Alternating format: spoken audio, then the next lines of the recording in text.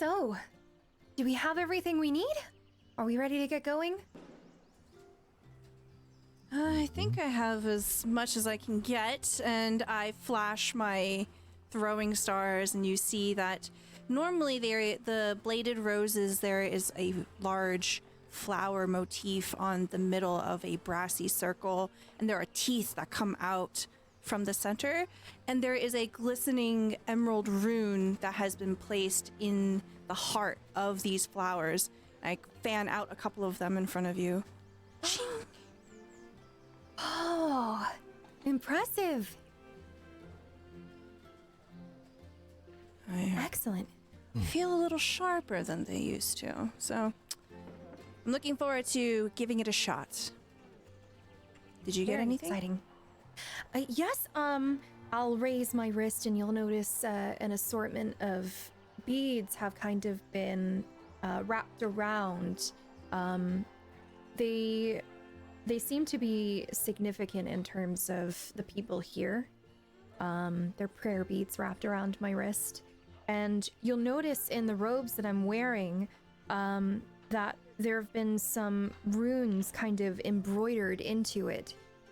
Some sort of protection spell, perhaps. Yes, so we've discussed how, I might need a little bit more protection. And so I was able to have them work on the robes that we got.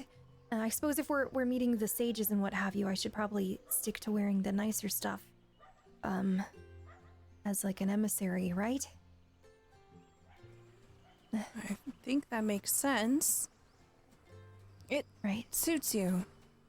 Truly. Thank you.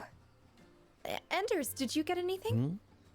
No, I didn't want to get anything, but they kept pushing this ring on me, so I got an additional ring. It's supposed to help with, well, not to get mana sickness. Excellent. Everything else is a bit much. I don't like to hold on to too many personal things. That's fair. They all saw the emblem and they just really started piling it on us, huh? Sorry. Oh, It'll be very useful. I'm not sorry. I reach down and I grab my coin pouch, and it makes a sad little plink sound as I'm jiggling it around. I open it. I only have 10 zenit. Moth flies out. I'm sure that Bo won't mind. And I'll slip into the funds here. And I'm gonna take 100 zenit out of my pocket and give it to you.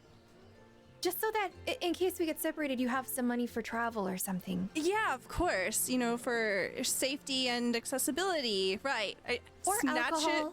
it. Boop, boop, and you see Wow. my coin pouch just disappear. In the background, Bo is digesting like a fern. Wait, is that Greg?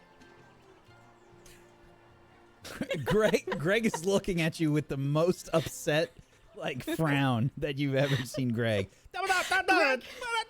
He's pointing at all the different plants around him. He's going off, like he's popping off. Greg, I was kidding. I'm so sorry. It was meant to be a compliment, Greg. You look very shiny today. Greg crosses his arms and storms off. Hey, oh.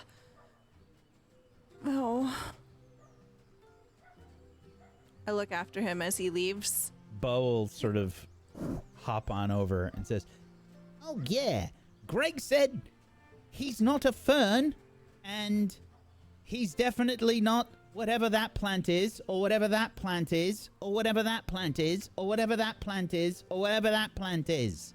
And it's extremely, well, horrible that you would suggest such a thing." Oh, no. I must make it up to him. Before we go, I run off and I'm gonna spend another 100 zenit just on fruits and vegetables for his smoothies. Amazing. I'm buying the good shit. And the nut butter.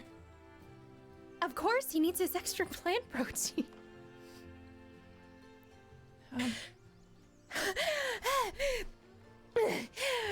Do you think this shall do? I think it's a start. It'll be fine. Right. Very good. Okay.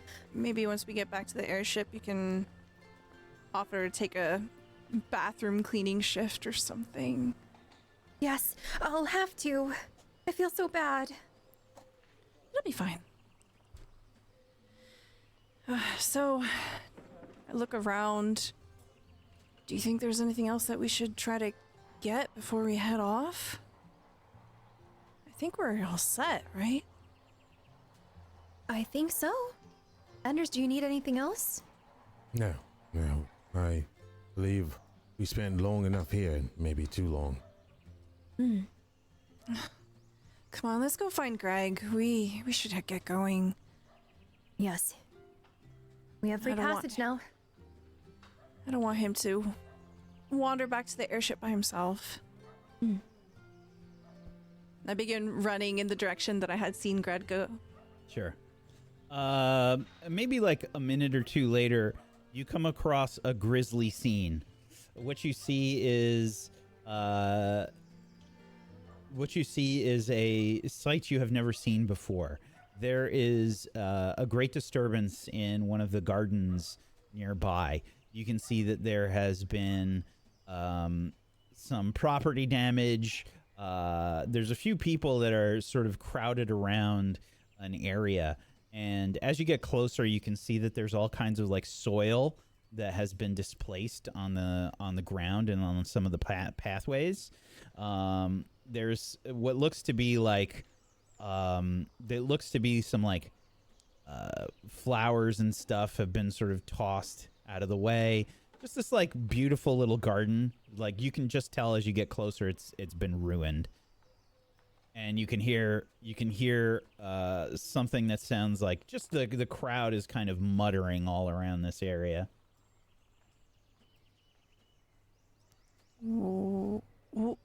I grab the shoulder of the nearest person. Hey, what happened?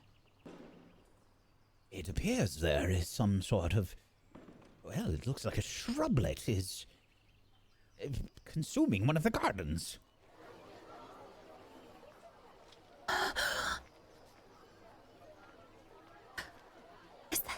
Is he going on a cannibalistic rage because of what I've said? I push the person out of the way and I try to make my way through the crowd, elbowing people.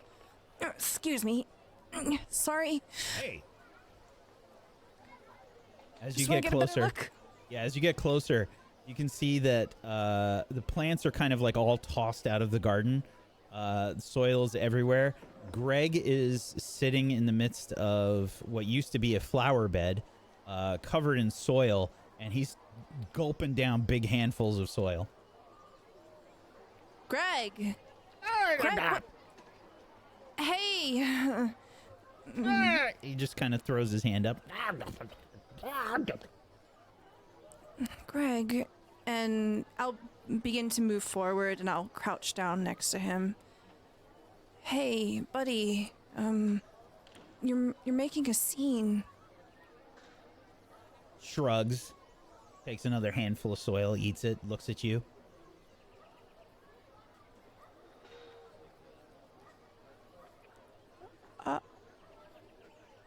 Are you okay? He points at the plants, points at you, gestures like towards the atmosphere, like around. I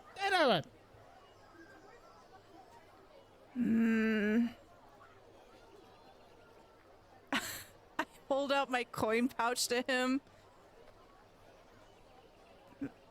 Does this help? He looks at you, looks at the coin pouch.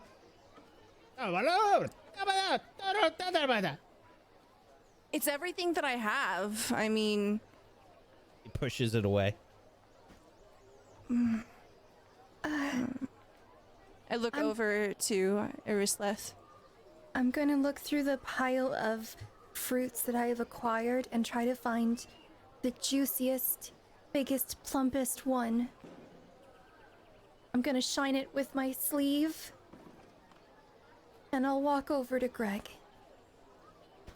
Greg, He immediately turns away from Irisleth, continues eating soil. Greg, I'm so sorry. That was incredibly insensitive. I sat down at a table just watching this unfold, and I finally stand up and I walk over and I look at the two that are trying to comfort Greg, and then I'll bend down and say, I know we don't talk much, but we did share a moment. If you come with us so we can get going, I'll make that smoothie I made you last time, remember? You can do like a group. I think probably group insight willpower. Somebody wants to start that. I can start it if you guys want to. You should start What is the difficulty? Because I'm trying to apologize. I'm holding out this beautiful, beautiful fruit. So you would say you both are using emotion to get Greg to come back, right? Yeah. Great. I'm not rolling because I don't really give a damn if he stays or not. We just need to leave, and that's the only thing that's on my mind. Okay. So to me, if he doesn't get on, but like we can just leave him and pick him up later. Oh no. Oh gosh. Yeah, You want to start the group check, Iris? What's the difficulty? difficulty is going to be 20. 12.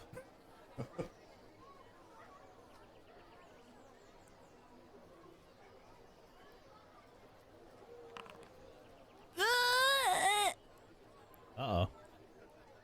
I rolled a 5. 5 and a 7. I rolled a 7.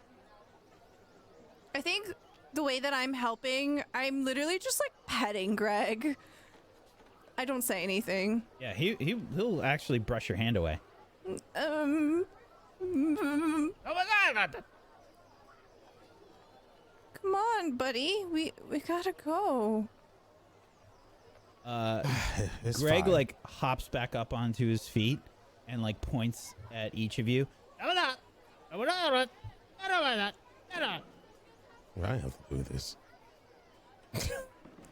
Bo finally catches up and he says, I only caught the tail end of that, but I think Greg is a little miffed. Why? Well, he said that sometimes we can be a little insensitive and that we forget him a lot and he doesn't really feel like a part of the group, especially since everything happened with Muhn. At that remark, I stand up and I said, I spent time with this shrublet. I've went out of my way for it. And that's what they believe. Then is there any way to tell time in this place at all? Or do they have like a sundial? Or They probably do have like sundials. I imagine there's probably just like big sundials. Because they're definitely not going to have like clocks. They won't have like clocks and technology around. When the shadow reaches the southeastern part of that clock dial, I will be halfway to the ship.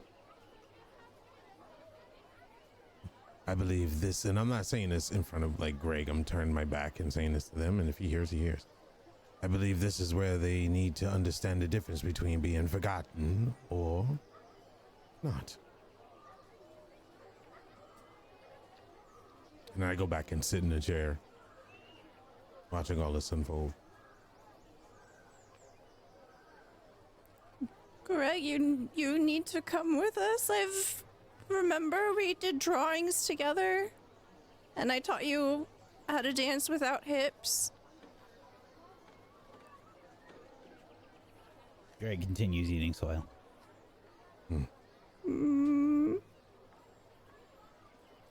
I pick up soil and I hold it in my hand in solidarity. Greg glances over at your hand with the soil, and he looks at you.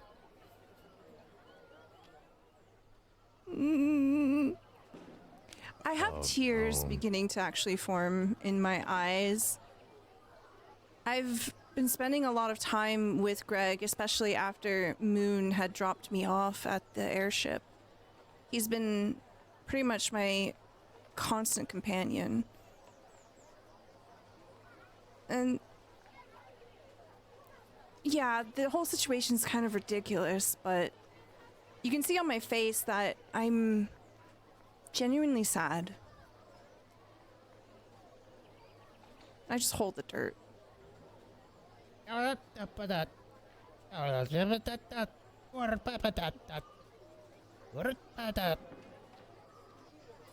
Greg says, what if you do stop Muhn? What if we stop Muhn? Are you going to leave?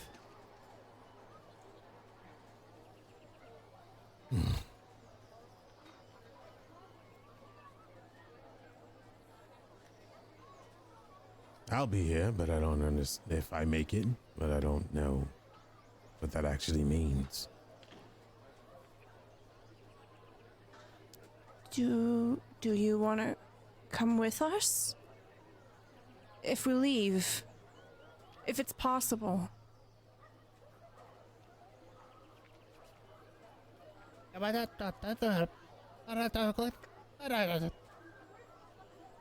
Greg says, do we have smoothies on Earth?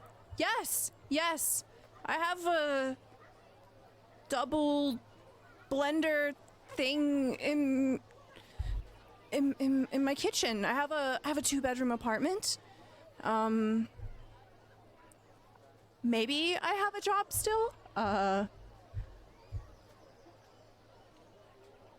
Yeah. You can have smoothies. As many as you want.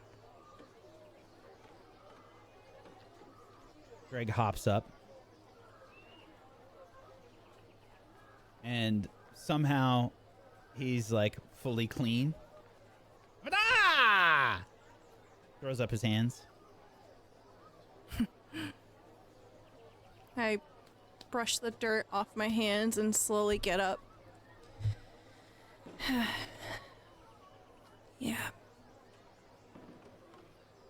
I'm sorry too, buddy.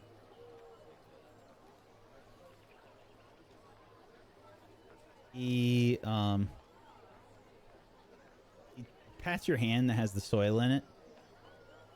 And he like slowly moves it closer to your face.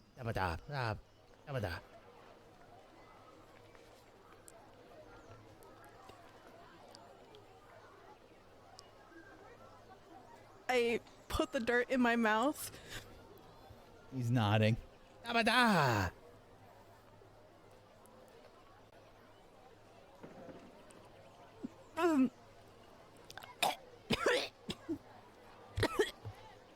I swallow it. There are sights to do.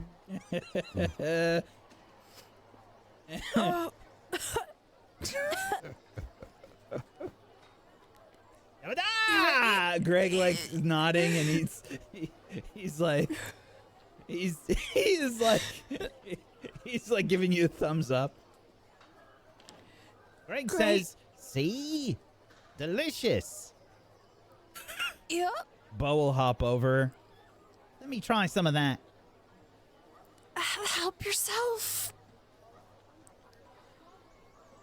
Not bad. It almost tastes like something. Great. Maybe we should get going. Is the crowd seeing this? Or? Yeah, everybody's looking on like, what is happening? Like, everybody's just looking very confused all around. Cool. Yeah. Yep. I just ate dirt in front of a huge crowd. No worries. Look, I put 10 levels into Wayfarer. If I leave Greg behind, I'm basically half of myself. Greg, Greg gives the thumbs up. He starts to walk off, and then he sees the fruit in Irislith's hand. Does the thing where he like walks past half a step, then turns. Yoink! Grabs the fruit. Starts like munching on it, and starts walking towards the airship. I make a look at Iris as I'm following Greg. And it's a pretty heavy look. It's the kind of look that says, maybe you would owe me, but thanks for the 100 Zenit. Oh, I'm so sorry. I just give you like a very weak thumbs up and just keep walking after Greg. If you get a tummy ache, let me know. Will do. Oh. I think there were rocks in that soil. Really? Great.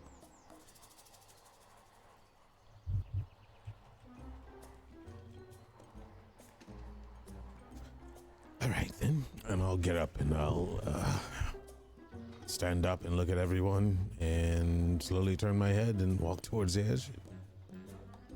Sure. As you begin to leave Ellendrath, the like in the distance, you can probably hear like, "What happened to my garden?"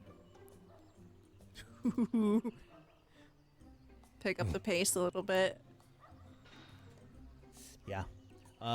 You head back to the airship outside of town, leaving Tempria behind you. The crowds sort of fall away. You head out from the northern entrance of Tempria, which is, I think, the general vibe that you were getting was that like the place was pretty anxious over the last day. Everybody seemed to be talking about like the events of the Emberstone Tower going down, and you know, more people are kind of like learning about the tower getting destroyed in Sphalark. But one thing you will note is that no one is really talking about Muhn's involvement. And I think you get the impression that that bit of information has not been given to the public. Probably for good reason.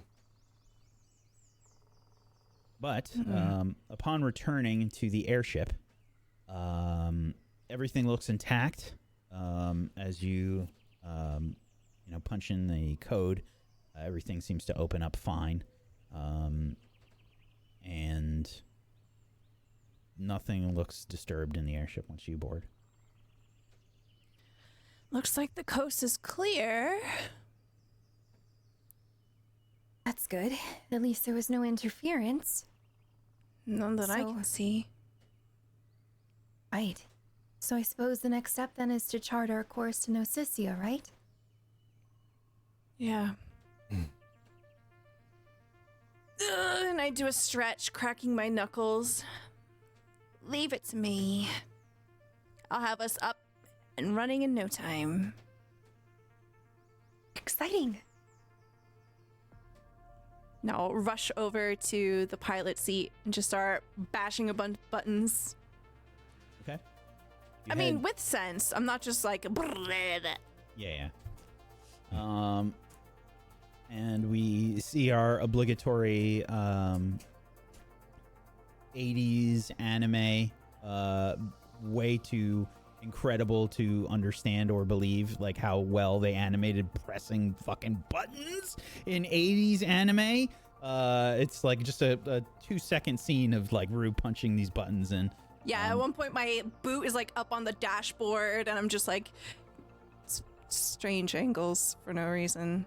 just the most ridiculous animation that you've ever seen. Just pulling a lever and pushing 3 buttons. Like, what the fuck is this? Yeah, the airship begins to spool up. And I assume, is Greg doing navigation or Enders? It depends on what Rue's doing. If Greg's flying, I'm normally on navigation. But if Rue's navigating, then I'll be on the top deck viewing area. Sounded like Rue was piloting. Yeah, I'll be driving the airship, but I need someone to navigate for me. If Greg is not up to it, then I'll navigate. Yeah, Greg, I think, will probably point to some stuff and say, "You want to go first? I can take first navigation shift, or you can do it." I don't understand what he's saying. I'll just go off of him waving his arms. I think Bo would translate for you. Oh, okay. If I do I feel like if I do the Greg voice, that's fine. That's that's fine. Bo translating. Okay. Yeah, yeah, I got it. You got it. I'll start navigating. Okay. I'll try a route. Fair enough. The airship begins to take off. Took a pretty straight shot. So. Pretty much. So, what we can do here is, as you begin to plot your course, you can see that heading toward Sanchans is about 500 miles-ish, roughly. So that is going to take you probably 3 hours, something like that. Maybe 3 to 4 hours, around that. And if you are navigating, what we can do is say either Rue or Enders and make the travel roll. Would like to take that responsibility. I have 10 levels in Wayfarer. I have travel bullshit. Okay, I have well traveled, where I can reduce the die rolled for travel rolls by 1. And then I also have treasure hunter, where if we move across a world map, we make a discovery on a roll of skill level +1 or lower on the travel roll. So I have 2 skill levels there, so that'd be 3. So 3, 2, or 1 on the die, we would discover something. Very cool. Okay. So it sounds like Rue's going to make the roll. So normally this was going to be a D10, and now it's going to get moved down to a D8. Okay. A 2. Very nice. That is a discovery. So, do me a favor and roll me just a D4, please. Okay. 4. Okay. So, this doesn't happen for a while. You're all kind of flying. And I imagine that you probably left kind of like early in the day just to kind of like get the day going. Is that a safe assumption? Would you say that you left in the morning? Yeah. Because I said southeast in shadows, so it would have meant it was the morning, and if it got to the afternoon, so yeah. Okay. So we'll say you were doing a straight shot, basically towards Sanchans, the capital of Gnosisia. So, as you head over this Alendrath countryside, it's not. First of all, it's beautiful. I mean, it's basically all like. It's all nature that you're seeing below you. It's not like sprawling cities or anything like that. It's just kind of like wilderness and mountains and trees and fields. And it's a beautiful. It's just a beautiful look as you look down. You see rivers, and there is generally like a pretty calm atmosphere. As you approach Gnosisia, you can start to see the border of Elendrath and Gnosisia as you see sort of a gradual biome change, basically. There's a narrow land bridge that connects Gnosisia and Elendrath. As you head here, you can see like the temperature is like very comfortable. It's like probably mid 70s, I imagine, as you're getting closer to Gnosisia.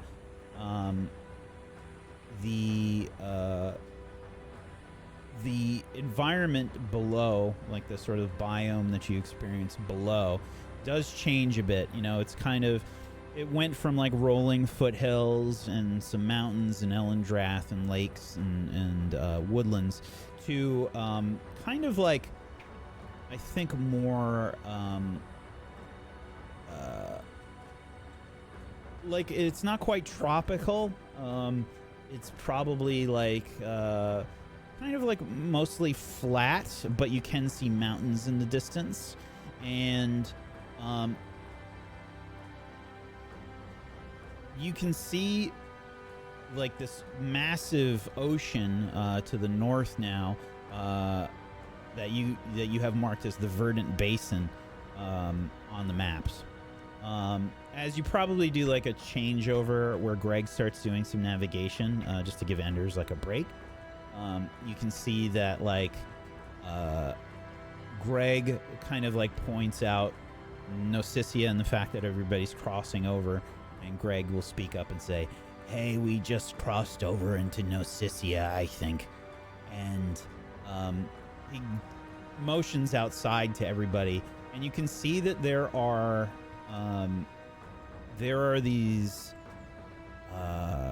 flying creatures that are not at the same elevation as the ship. They're probably a bit below you. And they kind of look like they have really colorful wings. And they almost look like a cross between a manta ray and a butterfly. And they're fairly large. There's maybe what looks like almost like pollen that seems to be emanating from these creatures down below, and you might be able to smell like a change in the air as well. It doesn't smell as earthy once you're here. I imagine that it probably almost smells like I would imagine it probably smells a little bit more like probably like flowers. It might be like a different combination of different flowers as you enter this different sort of biome. There's still trees about. There are forests down below, but it's not nearly as large forests as you saw in Elendrath, and there are smaller mountain ranges here. There's a large lake down to the southwest, but as the ship sort of heads further west, you can see more of those creatures down below, and Greg will point them out and say, "I've never seen those before. I don't know if they're dangerous or if they're friendly, but they don't look like they've headed towards the ship at all." Well, they're beautiful, whatever they are. Yeah, I don't even know what they are. Enders! And I'll call back over my shoulder. I'll pop my head down from the viewing deck. Do you want to take a closer look? Use the and I just kind of like gesture in the air, like motioning for the periscope that we have on the ship. You want to see what's up with them? Maybe you can figure something out that we can't. Well, are you speaking about the ones that are below us? I don't know if it can angle down that way. I think it only shoots in one direction. No, I can try to get us on their level. I don't think that's a great idea. And I look down, and do I see any of this pollen, or I say pollen, but do I see any of this stuff? Yeah. Do I know anything about these guys? I have a book filled with stuff about the world. I mean, you can make an insight check. Insight. This will be difficulty probably 12.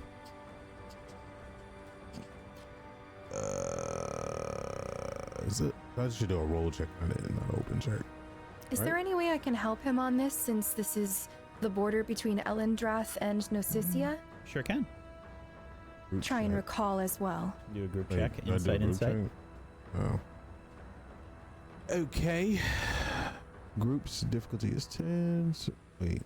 Group difficulty is 12 and support is 10, right? That's not right? Mhm. Yes. Okay. Good up.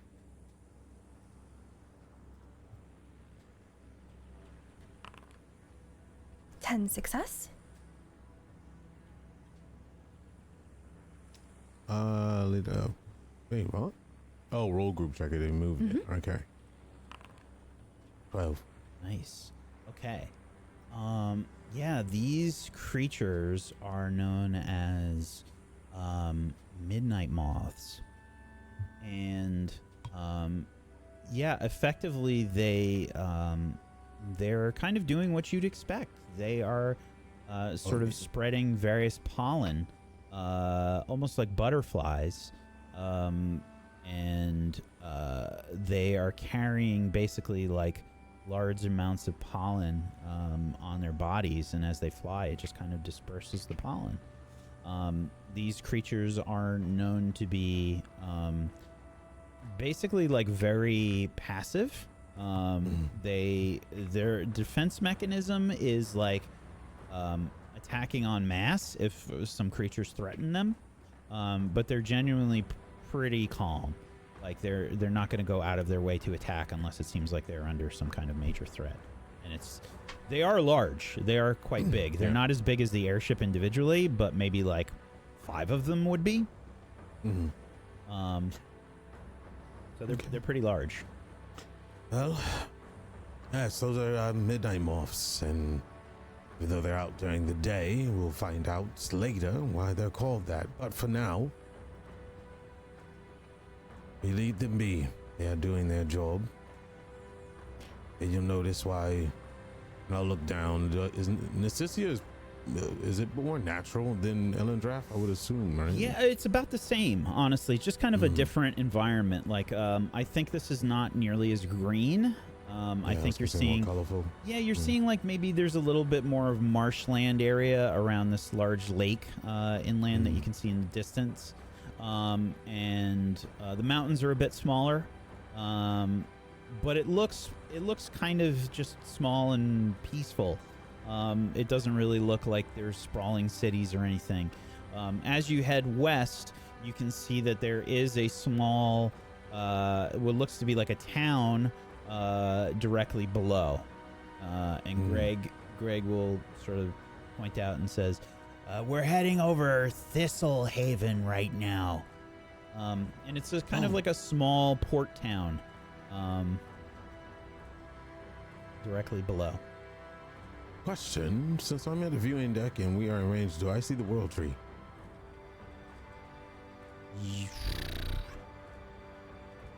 You can make an insight, and this will, I will say, make an open check for that.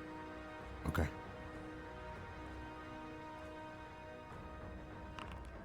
Nine. You cannot. All right. I don't know if anybody's watching me. I'm darting my head left and right, and I am rubbing, I'm rubbing something on my neck at the same time. And then I will sigh and gather my bags, my books, take a deep breath and say, huh. And I'll walk into where Rue is flying and ask Greg if they see the port. If there is a port. Probably not. Well, Greg did indicate that there was some Thistle Haven was down below, and it looks like a small port town. Okay, cool. It's small. Right, that's probably why we're stopping here. Yeah, it kind of looks like First of all, it's nowhere close to the size of, say, like a Clatter Point or anything like that, or Skaldmere. It's it looks like a small fishing town almost. This isn't like a major trade port or anything like that. This is a small port town. I would imagine it's like the size of a town as well. You know, it looks like maybe it's got 1,000 to 2,000 people in it, something like that. But yeah, as far as like what you would have heard from the Empress and like where she recommended you go, in terms of where you should land in Gnosisia, there was probably conversations about like usually what would happen is if you're taking an airship, they do not want you to land anywhere near Sanchans. Right. They would direct most air traffic towards Zephyrite, and that is kind of like the designated airship spot. But the Empress has contacted Gnosisia directly on your behalf, and you've gotten special permissions. So they still will not allow you to land in Sanchans, but they will allow you to land in Thistlehaven, which is much closer.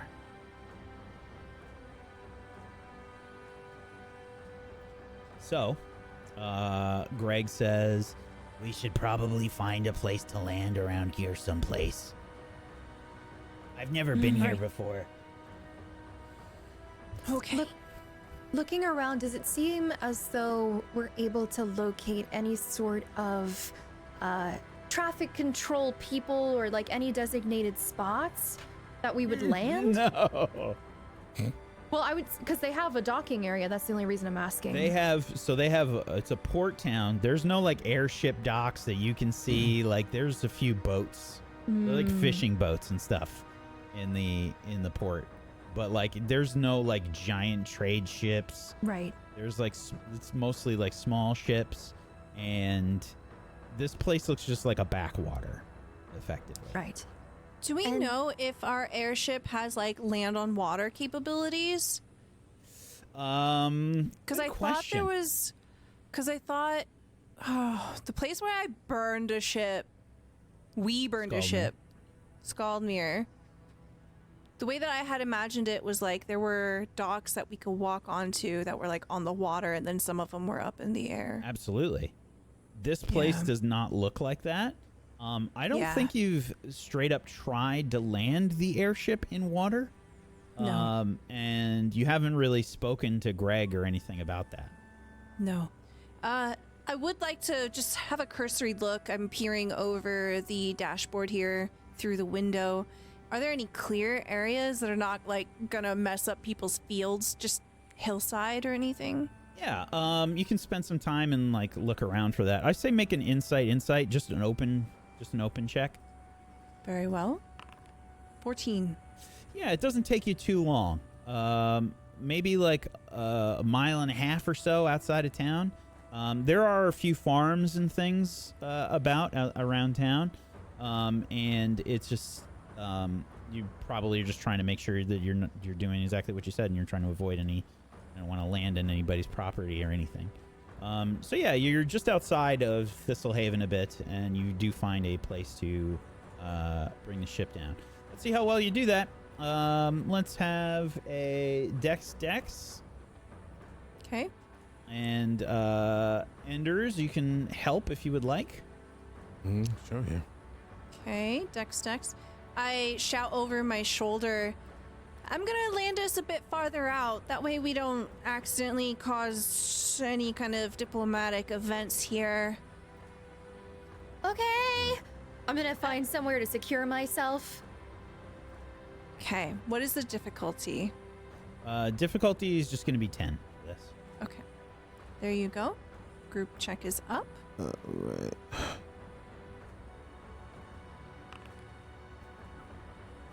Okay. Right. It's a 10. 16. All right. bring the airship down without too much problem over the next like 5 to 10 minutes. Yeah, I don't try anything flashy. I'm just trying to make sure that we stabilize and we don't disrupt anything in the nearby foliage or anything like that. Bring the airship down, and it sort of slides. And you begin to power down the engines and whatnot. Perfect landing. The area around you is kind of a field. In the distance, you could probably see a few marshes and the borders of some mountains and some forests.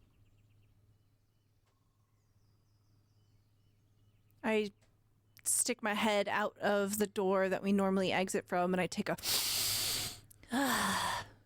inhale deeply, my tail flicking behind me. What do I pick up specifically? Just flowers? I think you probably like Pollen. Yeah, pollen. There's pollen. Yeah, there's pollen. Like, I've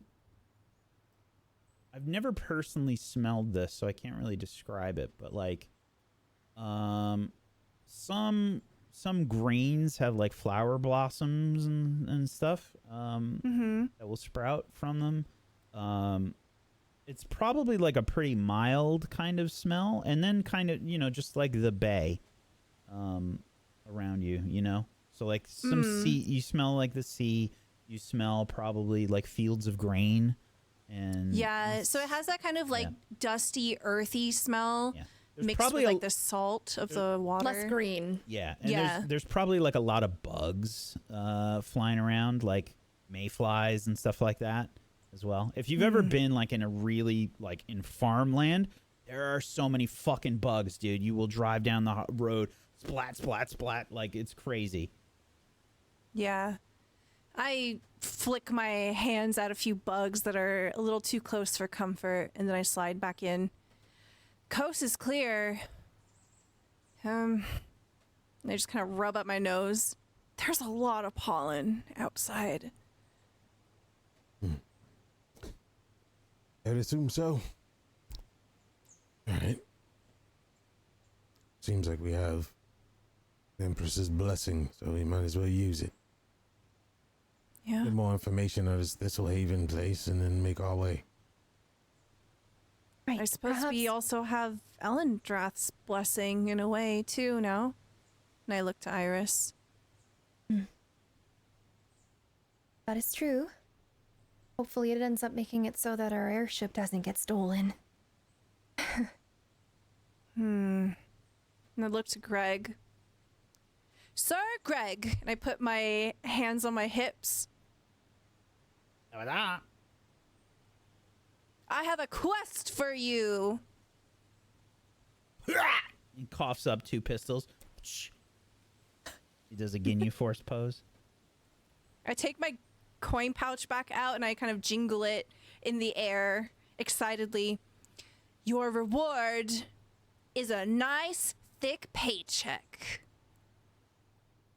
You see Greg's like little eyes underneath the leaves that normally sort of work like his eyelids kind of get a little bit bigger.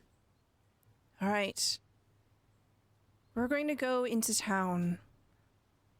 I would like you to stay behind and make sure that no one steals the airship. Pretty please.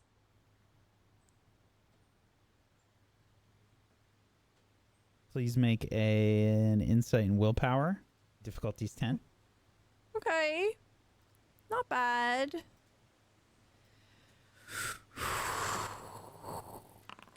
$12. Okay.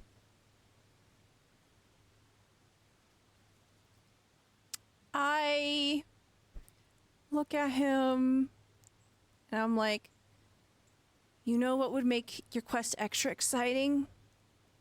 And I open my inventory and I give him a third gun. He's like, he does that too many things in his arms meme, basically. He's just like juggling all these guns in his arms. Ah! What am I Yeah, supposed to do with a right? third one? He looks like down towards his crotchal region, and then he looks like he thinks I about look something for a down. second. Maybe not that. It gives you the element of surprise. If you need to quick reload, instead of reloading one, you just pull out another gun, right? And combo move, you can throw the gun. They never expect that. Throw the gun. Yeah, why would anyone expect it? It's so stupid, of course. No Anyway, one would we'll come expect back. it. You make a lot of sense. Thanks, Greg. You're a really good friend. We'll be back soon, okay? We just need to make sure everything's clear and that it's okay. We'll come back for you. That way you Okay. can come check out the city too, town. So you're not gonna go to Sand Shans without me? Of course not. I'll come Well- back for you. What we can do is when we're heading out that way, I could see about possibly putting some sort of protection spell on the airship. See if maybe the runes will be able to function that way. Okay. Never tried something that large, but that way at least we won't leave Greg behind, right? Yeah. We just need to ask for permission first. We're kind of coming in here without introducing ourselves, so we just gotta make those introductions. Okay, I guess. I As give long him as a you're not big old gone kiss for a long time. Whoa! on the head. Mwah! We'll be back soon, and I'll run off the airship. Bye. Greg's doing that, like, you know, the dog that like watches their owners, like he's like looking out the window. There's like three. Paw on the glass. Yeah.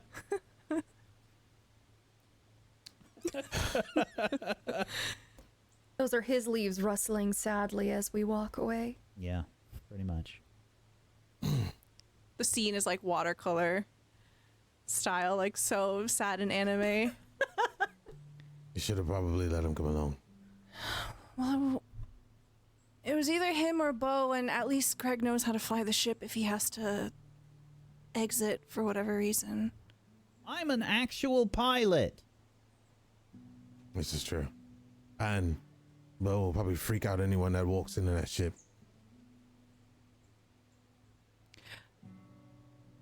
Speaking of which, and I already gave Greg the gun. Bo begins to So- transform into the Bogatti. Oh, no. Oh. Definitely not riding that. Something about getting inside somebody that doesn't. No. Come on in, get inside of me. Yeah, no. I'm like, oh, thank God, my feet are killing me. And I'll hop inside. It's really cozy and wet inside of my body. I'm going to go ahead and hop inside as well. Mm-hmm. Perhaps you could leave a door open for Ender so that he can get some air at least. I'm not getting in that. And I just come on. I dart off. I'm used to trees and forests, and I just use my skills of getting from area to area, shadow to shadow, tree to tree. Very well. There's not really too many trees. It's mostly kind of like fields and farmland as you begin to approach. Thistlehaven, which is a pretty small looking little port town. And when I say small, you can immediately tell that most of these buildings are made for people that are smaller than you. Immediately you can recognize that there are Luminara walking all about this place. You can see they come in many different shapes and sizes. Some of them have kind of lighter blue skin. Some of them have sort of golden colored skin. Some of them are very pale. And they look fairly focused. Like everybody seems to be doing a job. As you get closer to town, I think you can see that It doesn't appear that, like, you don't see anybody just kind of like farting around or just like slacking off. Everyone seems to be doing something with purpose. There's people working the fields.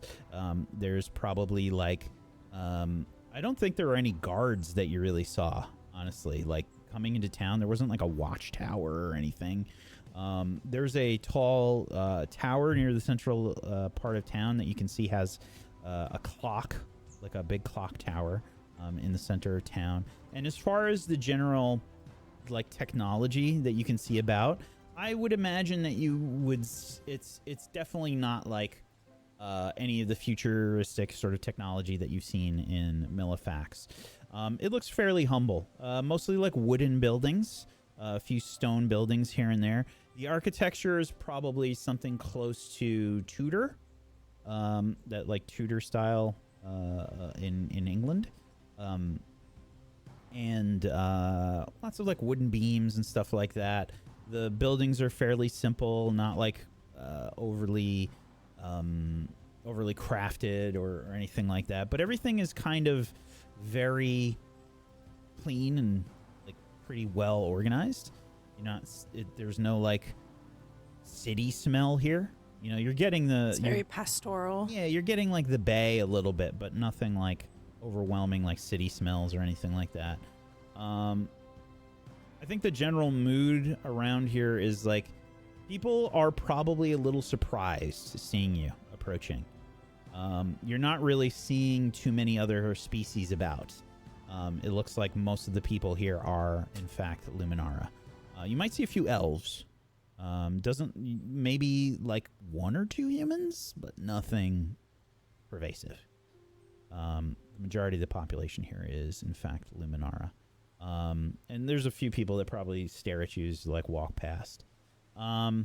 Simple is kind of overall the impression that you get. Simple, kind of like typical like fantasy village look. This place. This place is great. Oh, it's just like out of a storybook or something. It's very cozy. Everyone seems like they're very focused on their work as well. Oh, I'm supposed to glad keep I a place- didn't Oh, go on. land in a field or anything. Yeah, Might that would have been really bad. horrible. Yeah.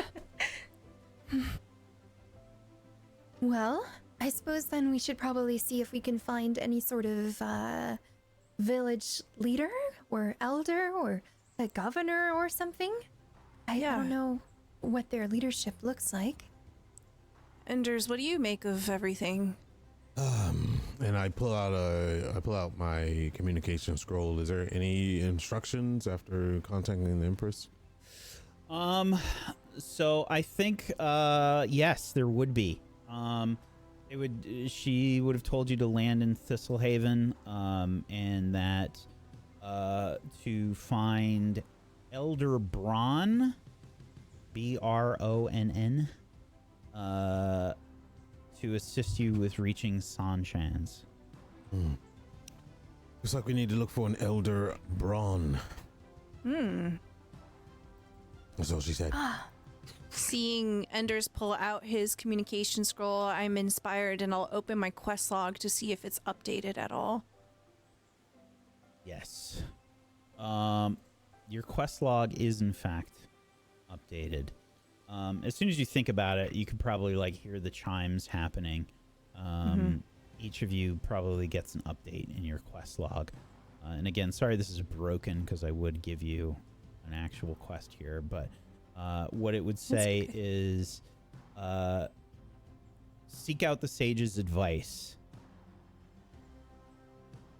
And the quest itself would detail make your way to Sanchans and learn what the Tree of Knowledge can help you with. Ooh, we're on the right track. Quest update, everybody. Oh. A tree of knowledge, huh? Interesting. Well, first things first, we've got to find Bronn, Elder Bronn, and I'll dismiss my quest log. Do any of like the buildings, I know you said there was some sort of somewhat tower. Yeah, there's a do clock any of- tower in the center of town. Do any of the buildings kind of strike us other than that one as some sort of important like office infrastructure or something? Not really. I mean, that looks to be their town hall, from what you can tell. Okay. Well, I suppose we should head on over to that clock tower. It seems to be the most well taken care of building. Quite impressive, actually. Yes, that's A lot of the buildings are kind of giving you like a little bit of I'm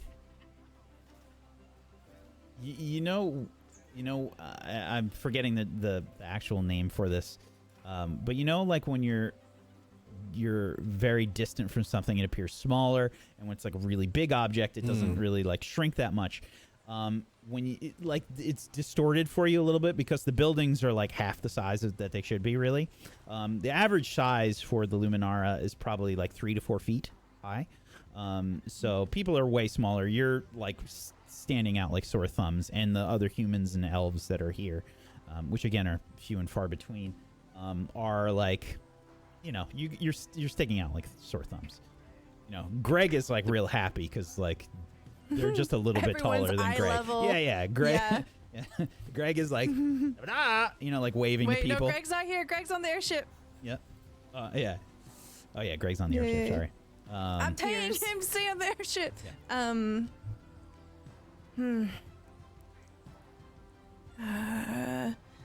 I think it's a good place to start. I'll start walking towards the clock tower then. Sure. As you get closer, you can see there's some like bulletin boards and stuff that are kind of like up there. This place is, like people are looking at you and definitely like wary of these people in town. And you can see like they're definitely giving Bo some looks. As you approach the clock tower, the door opens to the clock tower, and somebody is carrying on a conversation as they're leaving. Right, and I will go about my business, but I assure you that my fishing enterprises are not doing well, and I think that's going to affect everyone's food supply. So if you're not worried about that, then, well, perhaps we need to find another elected official. Good day. And they My like turn around and ears almost twitch. they turn around and almost run into you. Oh. Excuse me. Apologies. They close the door behind them.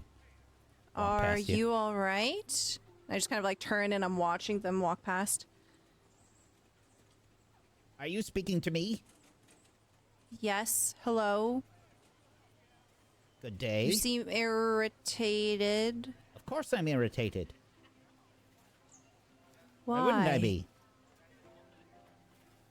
Why not? Well, if you must know, our supply of fish is drying up.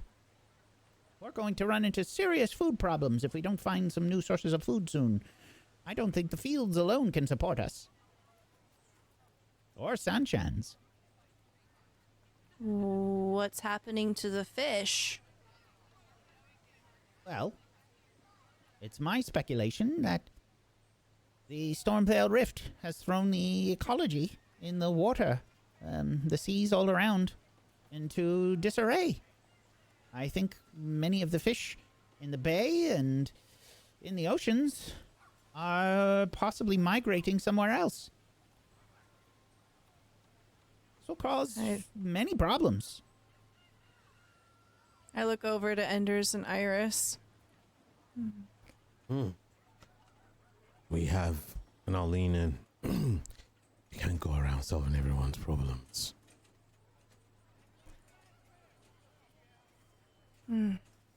I'm sorry to hear that. Hope it works out for you. And I'm rubbing at my elbow, looking a bit sheepish. Thank you. Good day. You turn and start walking towards the bay. Well, perhaps if we speak with this elder, we'll find out more. Maybe Elendroth could collaborate with the people of Gnosisia. Once everything gets solved, I don't know. Possibly, but if we keep trying to solve everyone's problems that we come now, I'm not saying what you said is not feasible, but for future, we have to. It's not like we have all the time in the world. Right. Well, No, it makes sense. Yeah. we don't have to make any promises. We could just simply see if there's some sort of resource that could be found at some point. That's all. And keep it in mind. I guess I just didn't realize that it was affecting people so far away already. It could have nothing to do with the rift. It could have everything to do with supply and seasons. Can we see the rift from here? Insight, open check? 8. No. We are far away. All right. You And are I'll many open the hundreds door. of miles away. Hold it open for everybody. After you. All right. I'll walk in. Do we see that same person that was talking with this individual previously? I don't think you saw them when they opened the door. They were like sort of, yelling back into the building, like trying to get in the last word, It was that kind of atmosphere. You walk in and it looks like a small, if you've ever been like in a small town, like any of the those kinds of buildings, right? Like it's usually like a little disorganized and I think just kind of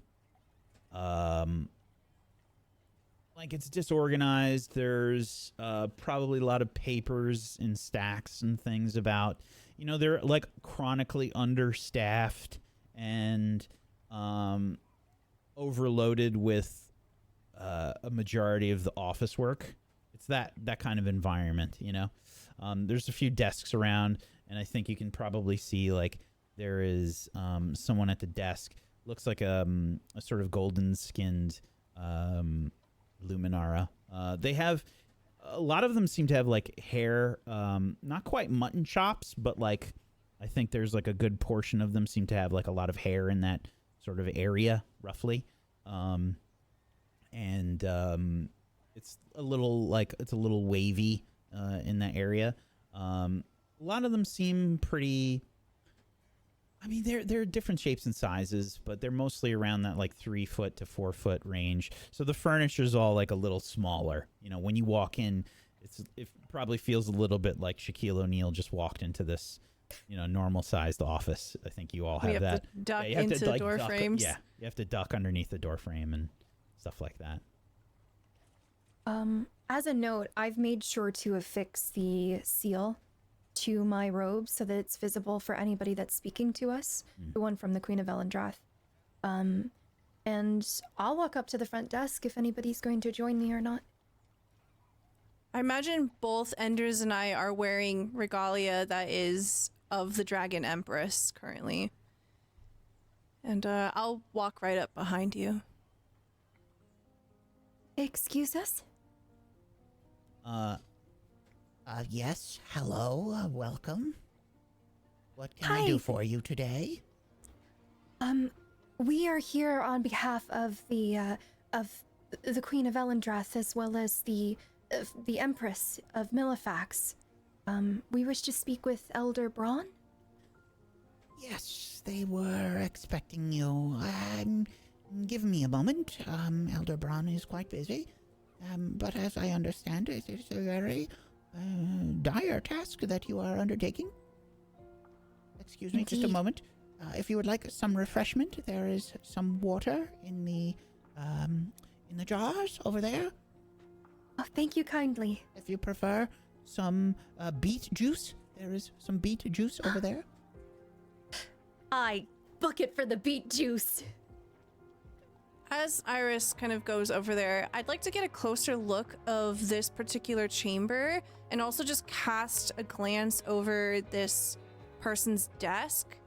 I want to get a sense of like how organized it is, how complex it is, maybe just a sense of like, are the problems that these people that they're experiencing right now, are they mostly like local stuff? You know what this place looks like? Do you remember the office in Parks and Rec? Did you see Parks and Rec?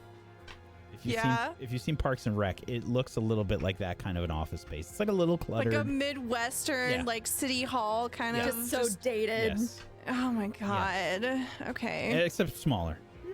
Everything's smaller.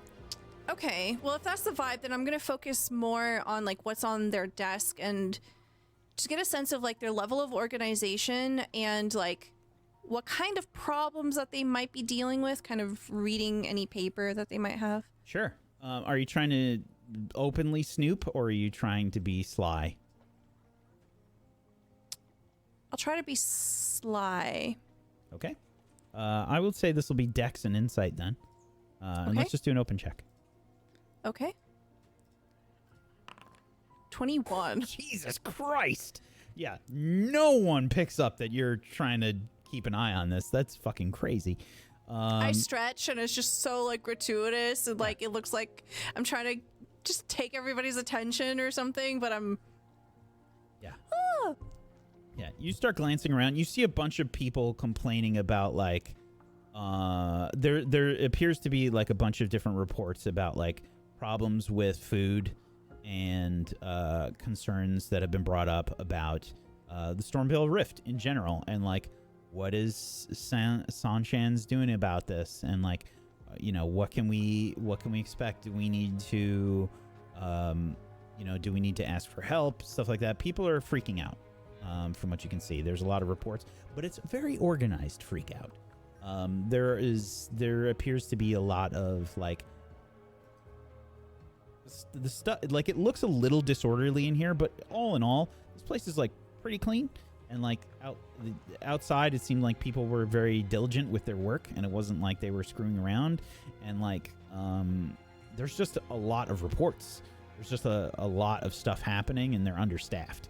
So there's like a lot of stuff in what is essentially the inbox pile of stuff to look at.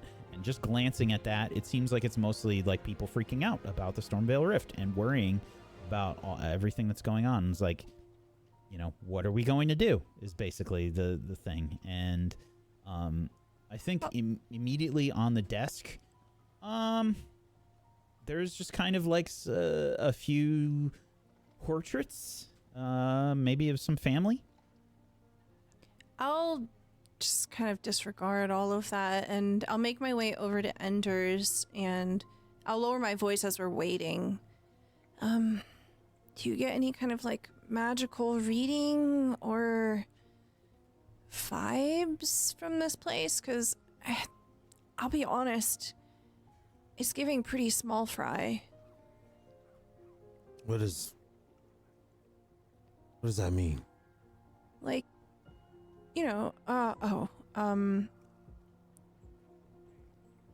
it's stuff that we can't really help with. I see what you're trying to do there. Small fry? Small? Oh. I think a small fry is actually a type of fish. Like fried fish? No, like anyway, I just turn away from Bo. Magical signatures? Well, I would have to conduct a ritual here. Wouldn't take too long, but how about this instead? We're going to be visiting a lot of areas, and the areas that we were in before may seem to have their stuff together a little bit more than to what you're used to, and a little bit more officials. Every area we go into now may run things differently and have different ways of life, but everywhere we go we'll have their problems. Unfortunately, places aren't perfect as they seem. I do applaud the idea of wanting to be a hero to these different areas. But the struggle is a part of living. Sometimes you have to go a little hungry to appreciate the food or to discover new ways of doing stuff. If you exhaust your resources, then you'll fall on hard times. But adaptability is what makes a species stronger. Yeah. Ultimately, stopping Muhn, or the Valkyrie as I like to say, and or stopping this rift will help everyone at once. Will be the biggest compliment to what you're wanting to do. Don't you I agree? kind of have a faraway look as you're talking, and I say, yeah, it makes a lot of sense. I just wonder if Muhn helped people like these. I wonder if she stopped and tried. Yeah. I bite my tongue, and I'll just say, I lack the emotional cues. Yeah. And I just kind of stare at her blankly. We have a mission. We're here for information, to get stronger, and helping people with their fishing problems is not going to help us. Yeah. Helping people survive the rift will help with everything, including fishing problems. Yeah. And I'll just kind of cross my arms over my chest and just sit back and just wait. Yeah, it's maybe like a few seconds after you're done with your conversation with Enders that you can see another Luminara begin to approach from the back office. They have pretty bristly, thick-looking white mustache that kind of sort of reaches around and connects to their sort of almost mutton chop-like sideburns that puff out, and they've got pretty rounded faces. You can see that they have probably like a few wisps of hair left on a bald head, and they're definitely significantly more wrinkled than the other Luminara that you spoke with coming in. Hello, welcome to Thistlehaven. My assistant has just notified me that you are, in fact, the heroes that have been sent by the Empress and the Queen. Welcome to our small town. Thank you very much. Ah, I am small. Elder Braun. I'll say that and look towards Rue. Yep. Hello, my name's Rue. And I gesture to Enders. I am Enders. Bo! Iris, nice to meet you. I'll cock my head to the side as she says Iris. Question? Are you asking me? Yes. When you said small town, was that a pun?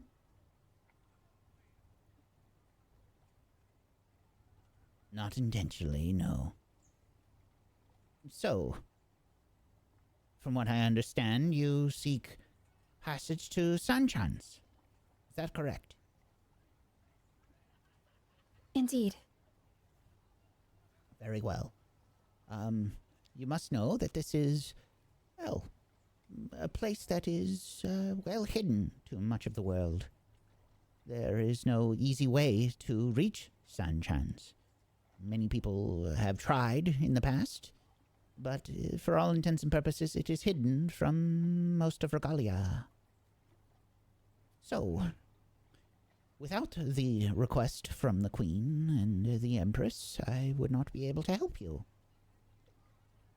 This is, well, a place that is only visited by privilege, and As I understand it, there are dire circumstances occurring, especially with the Stormvale Rift growing in size, as it has.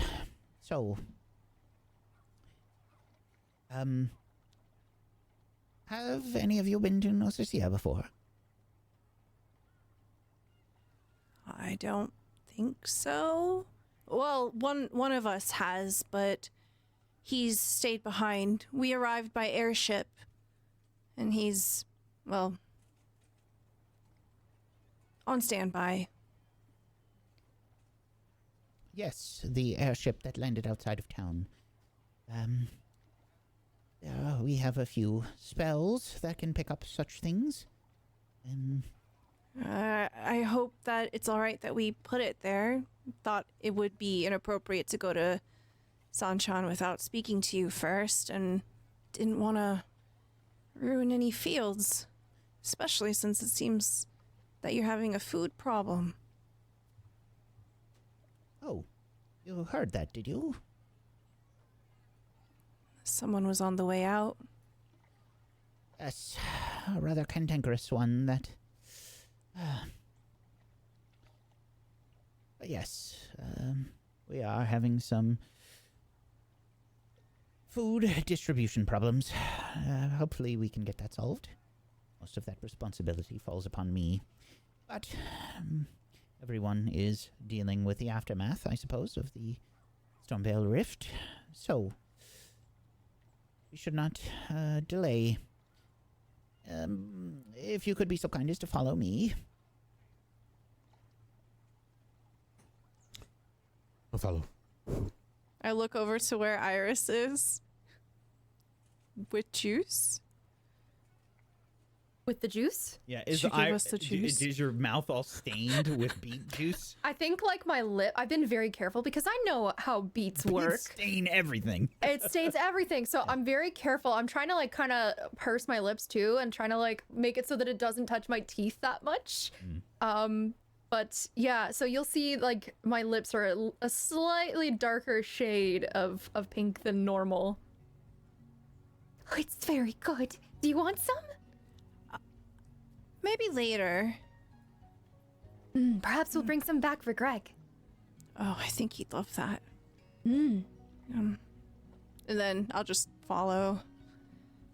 Yeah. You follow to the back office. Elder Braun leads you to, which again you kind of have to duck underneath the doorway. Closes the door behind you as you enter. If you would like to have a seat, he looks around and says, maybe it's better if you stand. He walks over to his desk and sort of removes some of the clutter, and you can see there's a map of Gnosisia that he uncovers, and he points. He says, there are only 3 major cities in Gnosisia. This is one of them, which should be indicative to you of how small of our population is. I suppose you could see that, in fact, Zephyrite is a bit larger than Thistlehaven, and Sanchan is significantly larger than both other cities combined. Now, what I am going to tell you here, I tell you in great confidence. This is something that, well, very few people know about. But as I mentioned, the Tree of Knowledge that Sanchan is built around is, well, very well protected here in Regalia and in Gnosisia. The only way that you can get to Sanchan is, well, through one of the roots of the tree.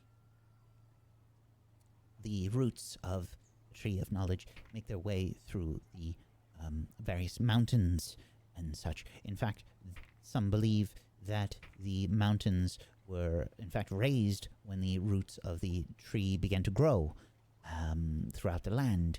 And some of the roots of the Tree of Knowledge, which is known as Yggdrasil here, extend to various lakes and rivers throughout Gnosisia.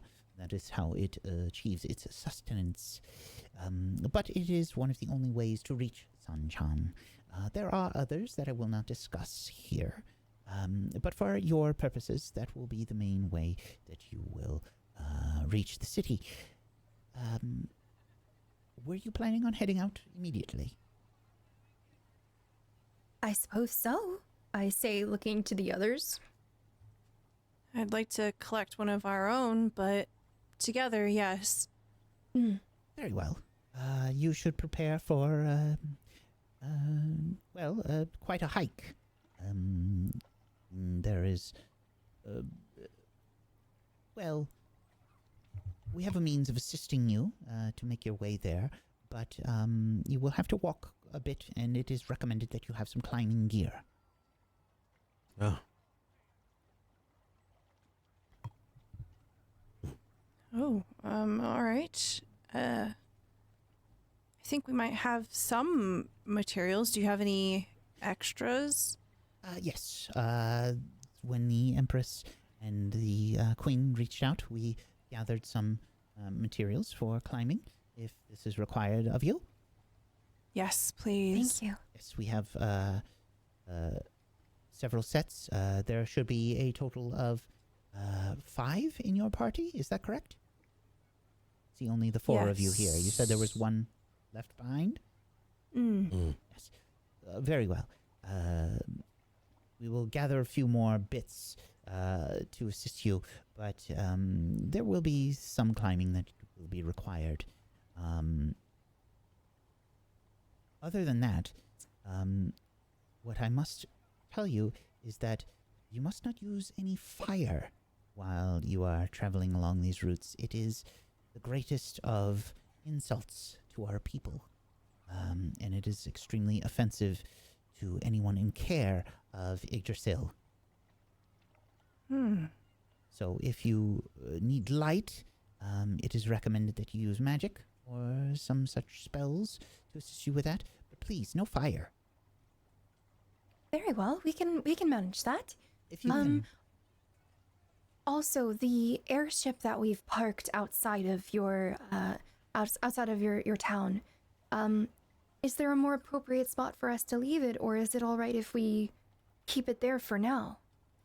It will not garner any offense from our people, but normally airships are only allowed in Zephyrite. But again, with the Queen and Empress's will,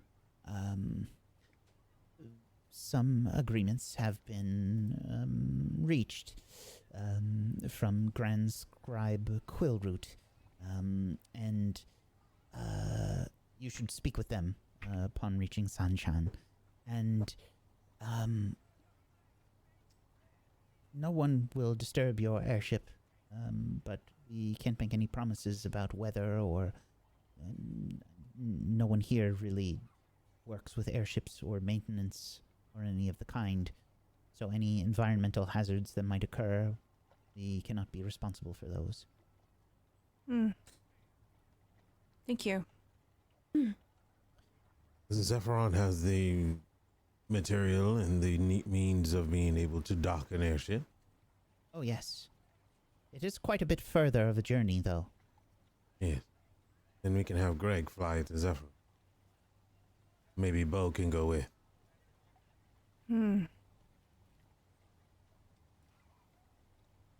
We'll figure out the specifics, but is there anything else that we need to clear with you, Elder Braun?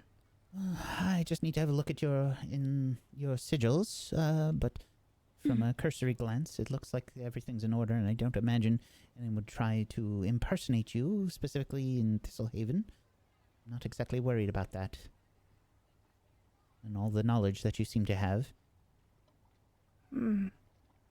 Has that happened before?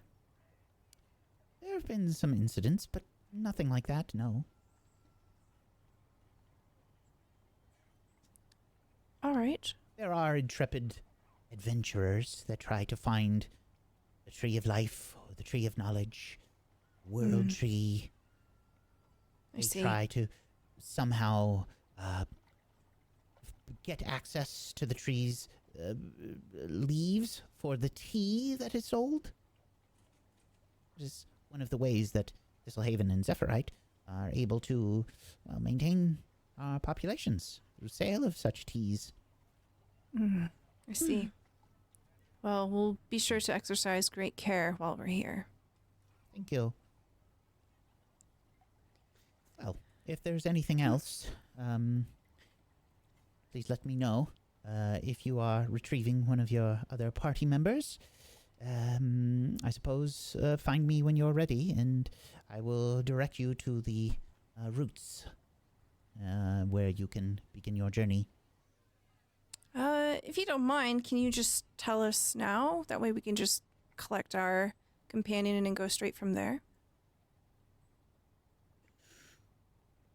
There was like a serious like his face like squishes like.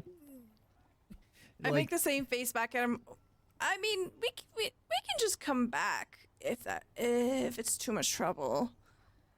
It is, well, frankly, it is very uncommon that we do such things in general.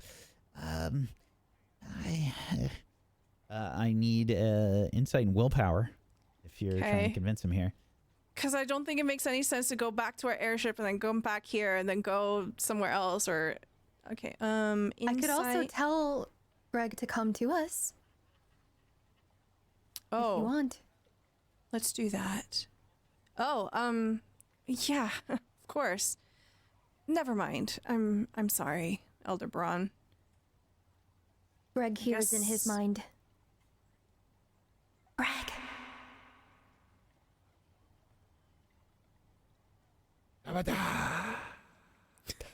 I very much so understood every single thing you just said.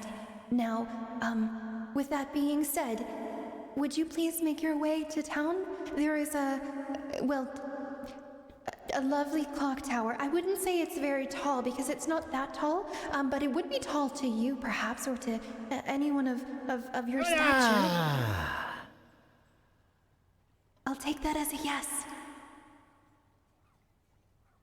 Thumbs up. All right. Guess we just wait for Greg then. Okay. There's that awkward, Brad does this thing on his stream where he's like, it's canon. You know when you do like wait in Skyrim or like Cyberpunk or any of those open world games, that you're just like awkwardly standing there for the entire time and the NPCs are just like, what the fuck are you doing? Just like that awkward wait time. You just hit like wait for an hour for Greg to show up. Eventually Greg makes his way there. Everybody like It comes to their takes Greg senses. an hour to walk a mile? No, it's probably 15, 20 minutes. Okay. Yeah, Greg You enters. do have little legs. Yeah. Greg finally catches up with you all. What up? Guess- Hey, Greg. what up? I Um, assume this is your fifth. Very well. Then I will lead you to the secret path of the roots of Yggdrasil. Oh. And How very exciting. he leaves the office and says, All right, follow me, please. I'll follow. Same. Elder Braun begins to lead you through parts of the town, and there's probably a few people that try to speak to Elder Braun and says, Sorry, busy right now. If you'd like, you can speak with my assistant in the town hall, and we will make an appointment. I should be back within the hour. Excuse me. Elder Braun. Yes, speak with my assistant. I'll be back in an hour. Excuse me. lots of that happening as you begin to meander your way through some of these streets. Eventually, you come across what appears to be like it almost looks like a small mine. It's kind of on the outskirts of the town, opposite from where you landed the airship. There is like a the beginnings of a mountain here, and you can see that there's some like old tracks indicating like, hey, there were some mine carts that were that used to be here, and the metal's kind of like rusted on some of them. It looks like old-timey railroad tracks almost, you know, has that sort of appearance to it. And yeah, there's like a lot of signs that say like keep out and stuff like that, like mine closed, you know, like enter at your own risk. Lots of warnings, like every 5 feet there's a different warning, you know, that's just like careful, very extreme danger, you know, like there's just like another Turn back now. Yeah, it's escalating, like, you know, certain death awaits as you cross this threshold, you know, like just horrific, like they just, and there's like pictures of like people getting torn apart, you know, on the signs, and yeah, it just gets more dire the further you walk closer to this mine. Eventually you make it to a gated entrance of the mine. It's covered with these rusted iron bars. There's warnings all over the entire thing. You know, just the entire opening covered in various warnings and horrible depictions of people suffering extreme deadly scenarios. You know, people falling into pits. You can see people being crushed by rocks. There's people being like torn apart by strange beasts, and just it says it in many different languages, just everywhere, all over this place. And the elder just kind of like looks around and says, "Don't worry. It's only a little bit dangerous.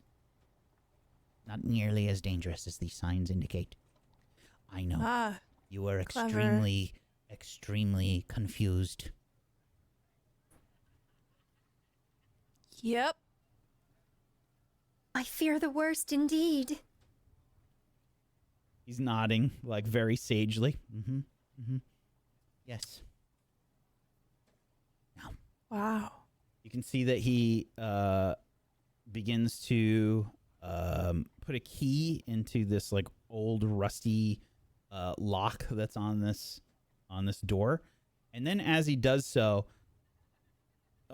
there's like something that begins to glow on the lock, and you can see that he begins to trace what appears to be this rune that begins to appear on the lock, and you can see several intricate runes begin to appear on the side of the door, and the rust for this gate sort of wobbles a little bit, and you can see there is some kind of an illusion spell that is on this, and as the illusion begins to fade away, you can see what appears to be a much more reinforced doorway. Heavy stone and intricate looking carvings are carved into this door. The stone must weigh probably like tons. Like if you tried to just lean on this thing and push it, like your whole group might be able to move it a millimeter, you know? This thing looks heavy and it looks serious. And as the final rune is traced, you hear this as the stone begins to slide away.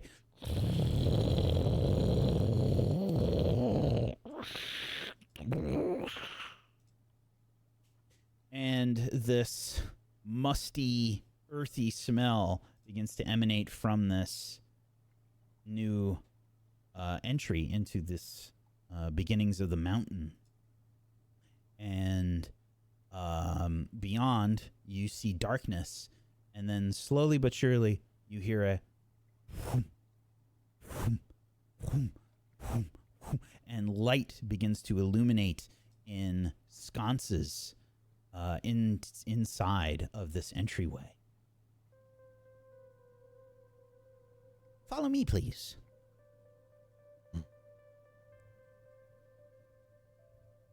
Making your way inside, you can see it looks kind of like a mine, the interior here, except there are magical sconces in the wall periodically, and you can see that there's probably like slightly warm light, maybe like a light orange sort of color that is bouncing off of the walls here and diffusing light throughout this cave. As you walk for maybe like 2 to 3 minutes, you pass by several more of these signs that this place used to be like an old mine. The warnings aren't there really anymore, but you do find that there are like many forks in here.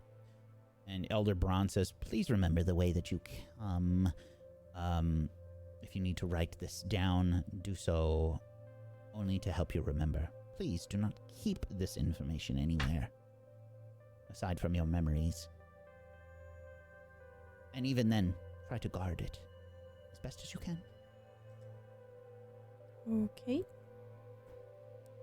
2 rights, 2 straight, 1 left, 2 straight. Descend 1 level, and there you will find the end of the route. That will be your route. And he motions, I guess, towards the first fork in the path.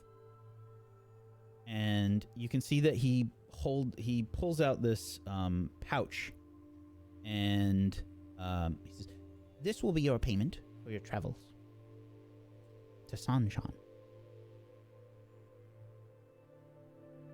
and it's a pouch. It almost looks like a coin purse. It's bulging a little bit. Probably like a dark leather. Hmm. And there's a drawstring on it. I take it. Oh, what is this? Payment for your travel to Sanshan. Thank you. Thank you. Near the end of the path where you... Does it feel like coin? Does not. Okay. Probably makes like a kind of sound. It's not quite... I'll just... It's not super heavy or anything. Mm-hmm. Feels pretty light. I'll investigate later. Hmm. Oh, sorry, you were saying... Yes, the last bit where you have to descend. That's where you will need the climbing gear. Very well. Otherwise, have a safe travel. And remember, no fire. Of course. No fire. Looking in front of us, do the sconces stop? No, the sconces keep going. Okay. They appear to like ignite as you begin to travel your way down. You know, it's almost like motion sensors. Right, so we start with 2 rights. Why don't you lead the way? Okay. And I will begin to lead us. 2 rights, 2 straight, 1 left, 2 right, descend 1 level. You continue along this path. Do you write it down or you just memorize it? Well, they had given us permission to write it down. And I have all of like my parents' and grandmother's journals and things like that. So I think I would take the back of one and write it down. There's like, sort of typical sort of like cave ambiance here, right? There's stuff, there's like little bits of water dripping here and there throughout the cave. But you can see it's mostly like packed earth around you, like it looks like, just kind of like very dense soil, all about you. And there's like, probably like a few little bugs and stuff that skitter around here and there. But other than that, it doesn't look like anything seems to jump out at you or what have you. As you continue down this path, you reach the descent part. You have some climbing gear that essentially is some grappling hooks and rope, and some like harness belts to put around you. Do you use this stuff? Do you just say fuck it and head down? I'm just curious. I'm either using that stuff or Bo and I are gonna do our technique where he flies for me. Like my backpack. Okay. What's everybody else doing? I'm using the climbing gear. I think gave it to us. Yeah. Okay. All right. So you take some time, put the climbing gear on. Probably takes you like 10 minutes or so to get it figured out. And who's leading the way?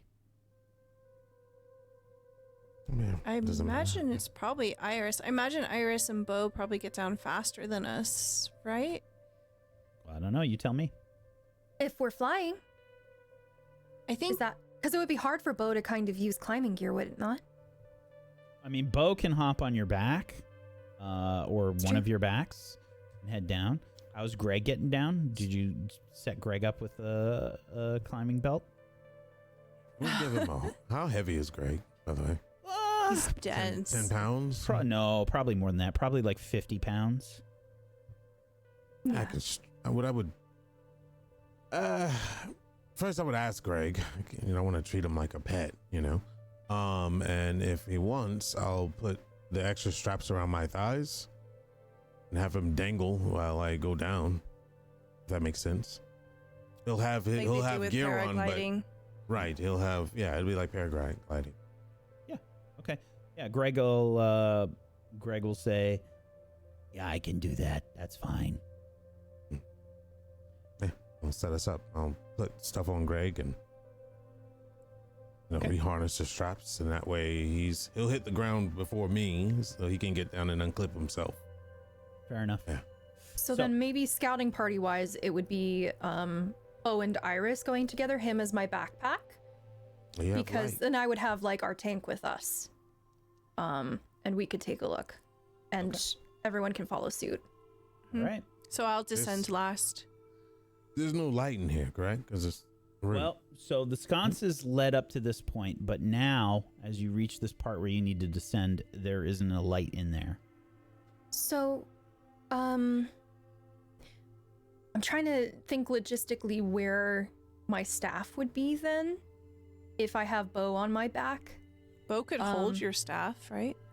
I guess like he would act as kind of like a strap to it. He's a holster. He's my A little harness. holster. So what I'll bolster. do is I'll reach up and I'll touch the crystal on my staff and I'll cast Lux on it. And if anybody else seems to want me to cast any sort of light on it, I'll do that as well.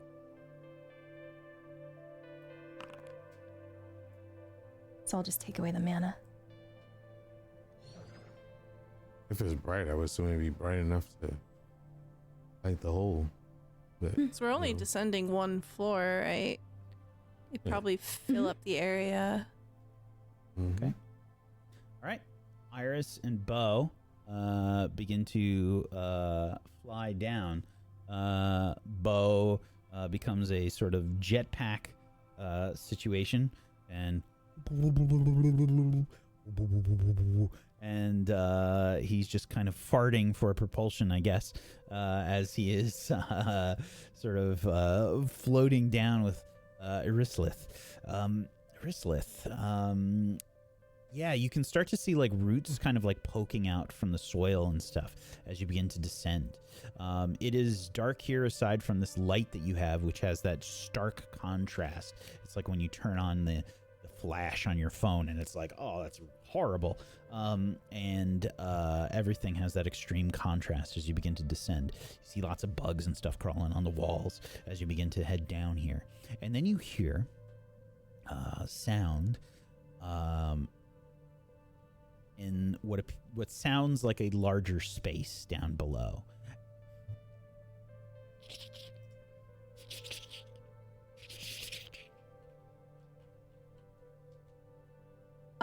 In Rue's head, I hear something. I start climbing down faster. Okay. I Let's get some climb checks now from Rue and Enders. I'm going to make you do independent climb checks. Enders, you're carrying Greg, which makes yours a little bit harder to make your way down. This is going to be might and dex. Might and dex. Open? Yes, open checks. 14. Okay. 17. Yes.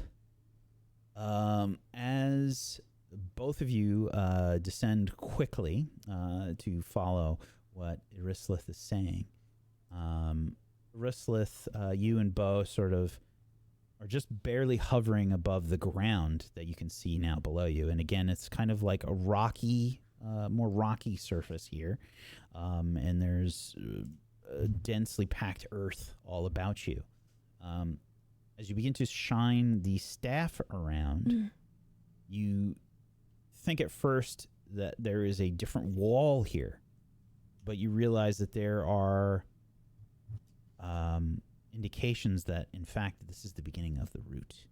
And you start to take in the sight before you, Irislyth, of a massive tree root that sort of branches into the earth, and you can start to see this just begin to take shape in the distance. And you see something that you think is crawling on the root.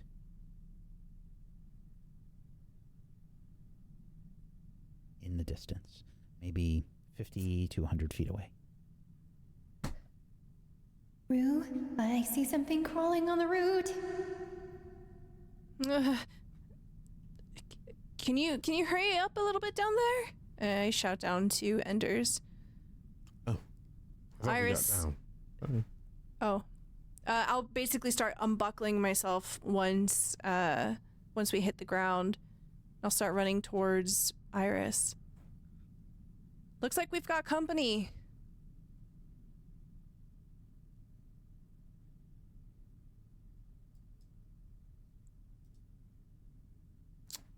I'm finishing unbuckling Greg and putting up the climbing material, and I'll come up behind both of them. Do you see that over there? On the root. What is that? It's There's probably some the subtle- inhabitants. There's some like subtle motions at first.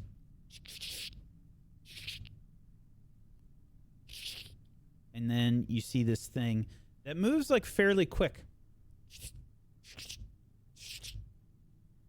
And it starts to rush towards you. Begins to rush towards the group. And Okay. Bo says, Do we see this? "What's that?" You probably hear it first before you can see it.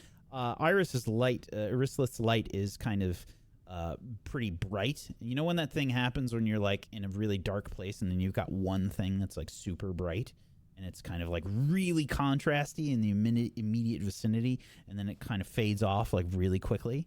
And then you can't see right in the dark. Kind of what's happening. So you're seeing like a silhouette in the distance that's rushing towards you along the route. Well, that doesn't sound good. Should we use fire? No, I'm just kidding. Should I burn it? Take out my belated roses. Sing! Okay, take out your bladed roses. Bo probably like hops off of your back, Irislyth, I imagine. Mm-hmm. Before, is there any rocks or anything down here? Anything hard, throwable? Yeah, there's definitely like pebbles and a few rocks around. Okay. I'll grab a rock and toss it, not in its direction, but like if it's rushing forward, I'll do like a northeast throw to try to see if it reacts to it before doing anything harmful. Yeah. You throw like a rock off towards the side. There's definitely a reaction. The creature is very fast. It sort of moves out of the way instantly, starts crawling along the upper portions of the root, and sort of like watches the rock land nearby, and then it stops. It stops. It does not approach you. And you see something sort of like shaking just above. And it's sort of waiting for a second, and then it says something. It says? Oh, Yes. great. Hold your weapons, creatures. Do not attack, or else you will earn the vengeance of the mighty Ratatosk. What? What? I think it's friendly. What in the LARPing? And I just put my bladed roses away. I have no weapons Show out. yourself. Are you going to throw more rocks? Well, that was just a tactic to see if you would attack the rock if that was you moving. And since Why you're would I not attack a rock? No, we're not going to attack. I have nothing in my hands, and I put my hands up. I also put my hands up. I need my staff for light. I'm not using it as a weapon, I promise. I'll put the other hand up. Do you have payment for travel? Yes, we do. And I look towards the room. I take the pouch and I open it to look inside. There are a variety of different nuts inside the pouch. It's always fucking nuts. Yo, nut butter, we should have some. I suppose these are for you. Immediately, this rushing forward, you see the biggest squirrel that you've ever seen in your life. This thing is about the size of a bus as it approaches you, Oh my crawling along God. the route at breakneck speed. It stops, and this thing is fast as shit. It's about the same speed like a normal squirrel would have, and it just kind of like stops with a halt, towering over the group of you. Wow.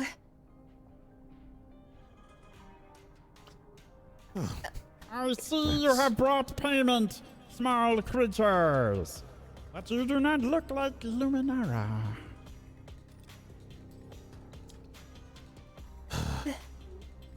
They have granted us passage. We seek to travel through the routes. Very well. If you have made your way here with acceptable payment, I shall be your transport. Oh. I guess we get to ride it. Magnificent! I have been called such things before. All right, noble steed, lay your massive body down so we can, our small bodies can climb upon your. But first, Mag- payment. I just slowly extend.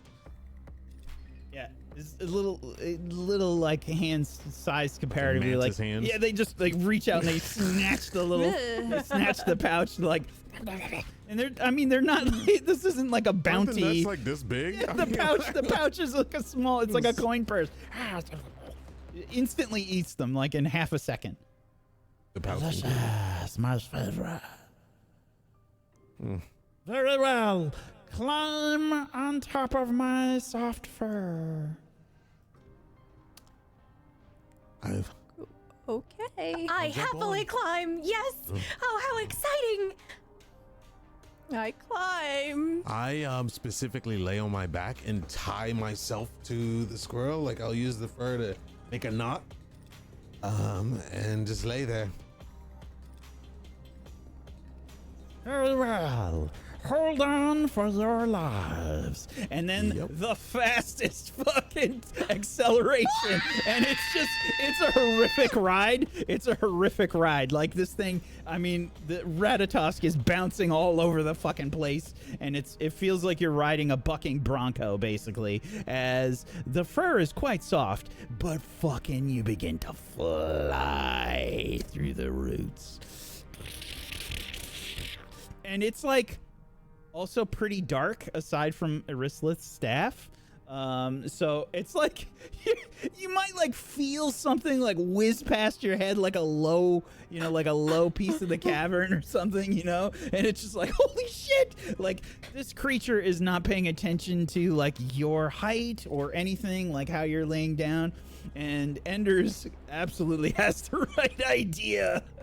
I have to like sink my claws into this guy to stay on it. Mm-hmm.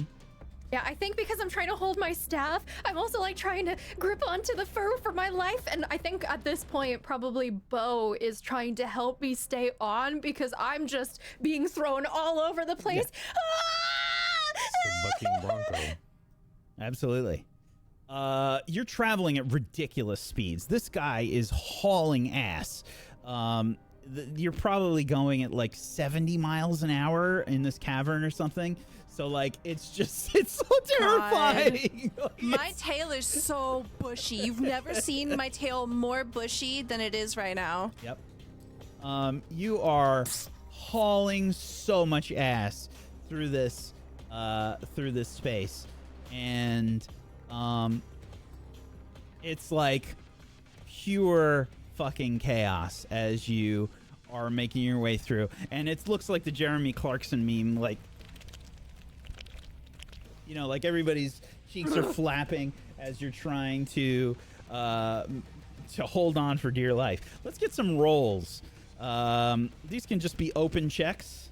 This will You be. want me to roll for this shit? This will be might and dex. I would like to say, can I get a bonus for tying myself down and laying down? I will take these into account. Thank you. He said open check. Huh? I use my claws. Dex and might.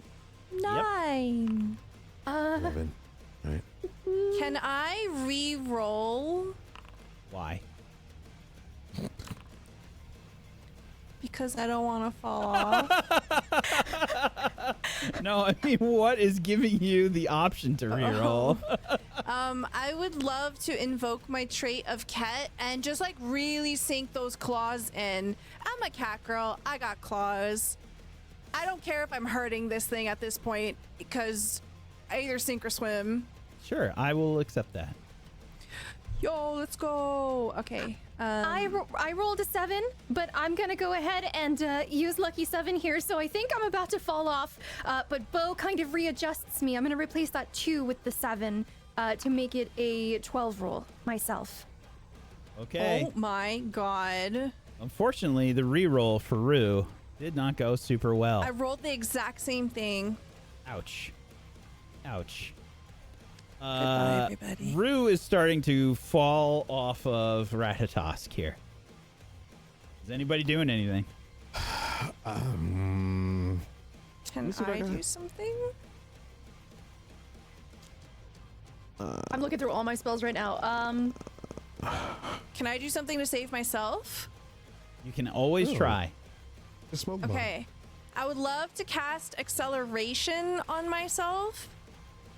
And I just like literally start climbing up the body of the squirrel bus as I'm slipping off.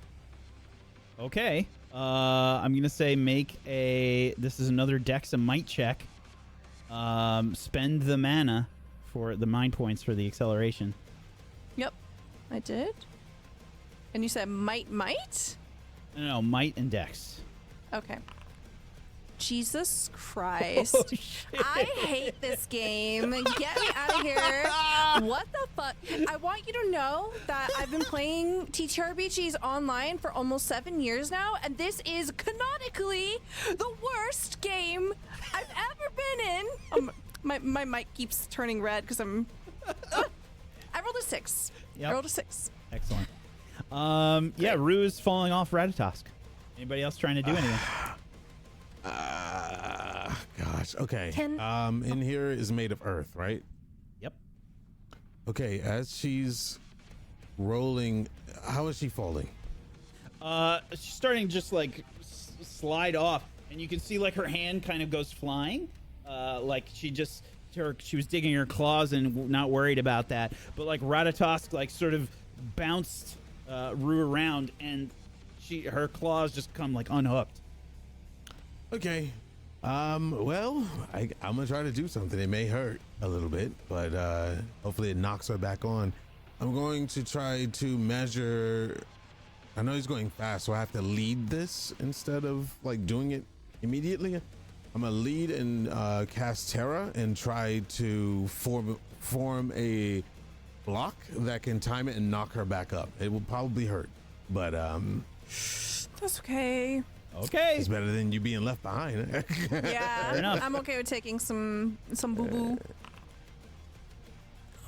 Oh my God. Damn it. And fuck. It's fine. It's fine. I said what I said. You got a plus 30 bonus? Yeah, I don't know Holy where that shit. mod came from. You might have to look Oh at yeah, it's 10 times. Oh no, wait. You got a 15 bonus from Terra just in general. High roll plus Yeah. 15. So Yeah, that that's the should fail. be Then a plus 15. 6. So it should be 21. I don't know where the extra It's probably my accessories or something. maybe. I have the ring of mana. 5 extra damage from the black tunic. Yeah. Yeah. And the ring of mana is not it. But the black tunic. Do you have, especially because like now we're getting to the point where we're starting to get just like kind of increases to our damage and stuff. Like I've got a ton of increases to my ranged attacks. Do you have anything for your magic attacks? I mean, I'm master. But I don't know how if there's level bumps when you hit a certain level or anything like that. I don't know. Yeah, it No, could not be. I unless the just spell pressed the says it. button. I don't have anything. I don't have anything on. Yeah. This is what happened to my attacks last time we had combat too. So yeah, we might have to just like clean up some stuff. But I think you're supposed to get a plus 21, not a plus 30. So I think that's supposed to be 27 damage. Oh, okay. I'll take it. Owie. Yep. With the heads up from Enders, what does this look like as you like slam Rue back onto Well, I'm Ratatosk? kind of doing this on the screen, so I guess I throw my hand out like this, and then I do the motion. It's kind of like earthbending, I guess you want to say. I do the motion of like digging in the root, recreating it, and bringing it out, and just hoping that it hits her not in the head or anything, but maybe I aim for the biggest part of her butt. You And pinball bumper me back onto yeah, the. pretty much. Yep. Perfect. I love it. Horrific whiplash as Rue is like smashed back onto Ratatosk. Apologies time I- for the bumps. This is a dangerous path. But hang tight, fair adventurers. We are almost to Sanchan. And I wonder if it's because just as Ratatosk, Nope. just as Ratatosk begins to say this, you begin to travel like up the route, and you can see the roots are massive now. These things are like 50 feet, getting bigger and bigger as you're seeing them, like 50 feet wide, as you're seeing this, and you start to see some light up ahead as you emerge into light of sunshine, and you see the tree of knowledge before you. Let's bring you over here.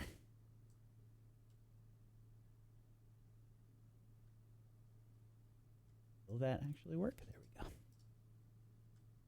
go. As we emerge to Sanchan, you're coming kind of from down probably towards the bottom near the southern portion of this. I see. As you can see, water waterfalls as you are under the bridges and wooden buildings all built around this tree of knowledge and what appears to be this hidden valley as tree of knowledge lays before you. There is a mist emerging from a waterfall nearby. You're covered in dew as the sunlight hits you. It's probably early afternoon, or maybe like mid-afternoon probably by the time you get here, I would say. The sun is starting to cast long shadows on things. And the biggest tree you've ever seen in your life rests up near the top of this beautiful city. Waterfalls falling all about you. And Ratatosk says,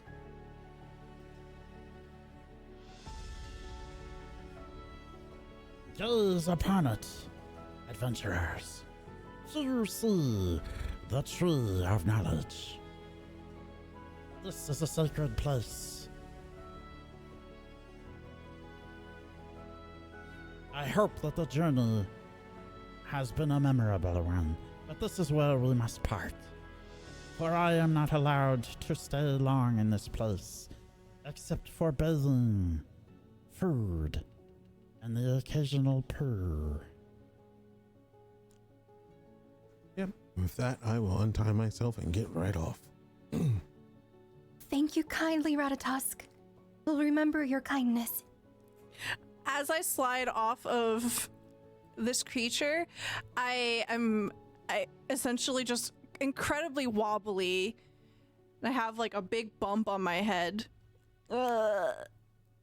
Yeah, sure. That'd been horrible. When I get down, I'll just go ahead and I'll touch Rue and I'll cast heal on you to bring you back to full. Awesome.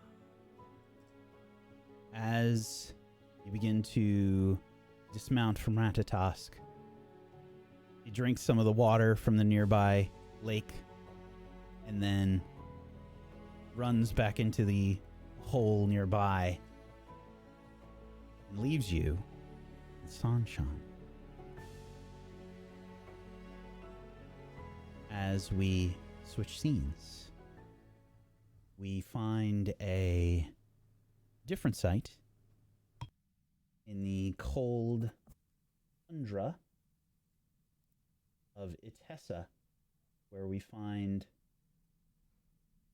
Muhn celebrating as the kaiju has fallen. I'm doing like a dance with a few other villagers, and we're like clapping our hands like woo woo woo woo woo dee, dee, dee, dee, dee, dee, dee. There's some guy playing like some brass thing in the background. It's a big deal. There's various sort of music emanating from the city of Echo Shade as everyone's kind of welcoming you back in. The people from Asgore are celebrating as well, as we see like everyone is just kind of overjoyed. What do you imagine is happening here, Muhn? Like, what do we see? There's a lot of people that are kind of like crowded around. They rushed out of shops and restaurants and stuff, and it's already a really busy place, but there was like a big old crowd that has just been gathering, and a lot of people are like looking in this direction, and you see like all these grinning faces and people just like fist pump in the air, and families have come out to witness this. You know, like these parents have got their kids like, okay, this is what happens when we live here, this is why, and they're like pointing to all the things that, you know, make this possible and why we're able to keep the kaiju. And it's just like scene after scene after scene. It's all these different people that are celebrating and not afraid, because they know that they're taken care of in this town, or at least that's how it's been. So there's very little fear. There's a lot of like, yeah, we're gonna get to eat tonight. And there's already people who are lined up to take care of this kaiju. You can see like butchers have like these massive axes, and they're just kind of 1, 2, 1, 2 lines of these dudes that are just chopping the limbs off this kaiju. And I kind of take a look back, and I can see that there's people that are also hauling ass, taking away all of like the scales and even like the nails on the kaiju. They're like sawing at it. There's people like collecting materials, because these materials are going to be there for days. Absolutely. These people are seem to be pretty practiced at this. You can see that there's the various like guards of the town are assisting in various places. People are pointing and sort of moving things around. They have an economy that seems to be built around this. So this seems to be I don't know, not a super regular occurrence, but something that happens fairly regularly. And they know what they're doing. Things are getting kind of like broken down reasonably quickly. And there is a sort of celebration that's happening here as the city has been defended. I think the veterans from Asgore are doing that sort of typical sort of almost Viking-like celebration, that atmosphere where they're having drinks and getting absolutely smashed around you, and they're all talking about you, man. Like they're all just kind of like, did you see the savior?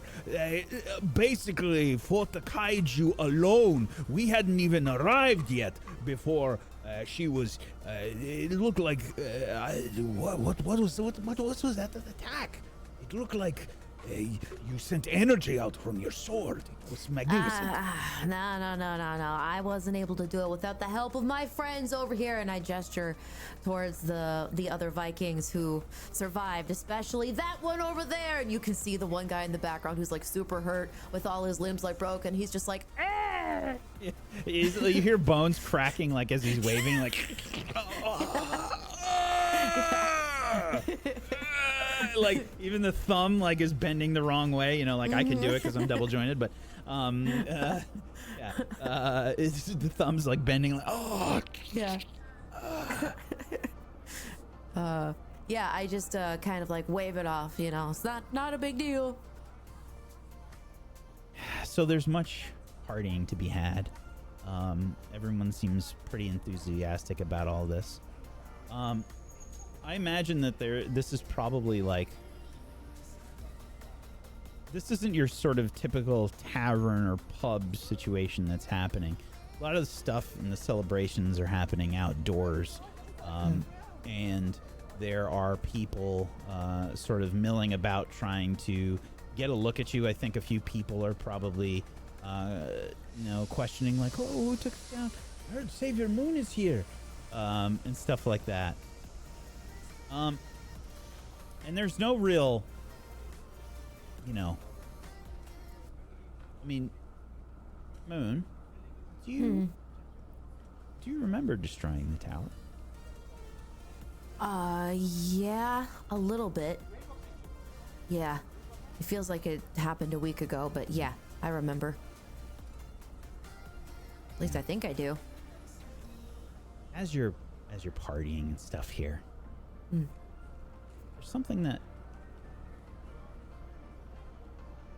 you begin to perceive. There's like chatter that you can hear in the background. And it sounds almost like whispers to you as all this partying is happening.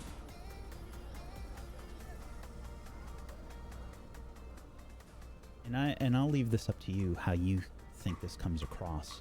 I think at first it sounds like whispers. And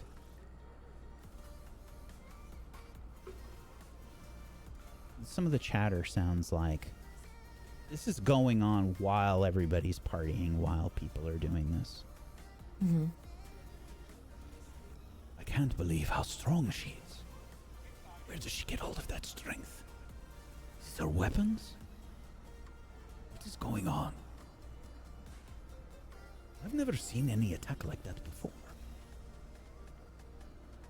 She's so beautiful. She's way taller than I thought she'd be.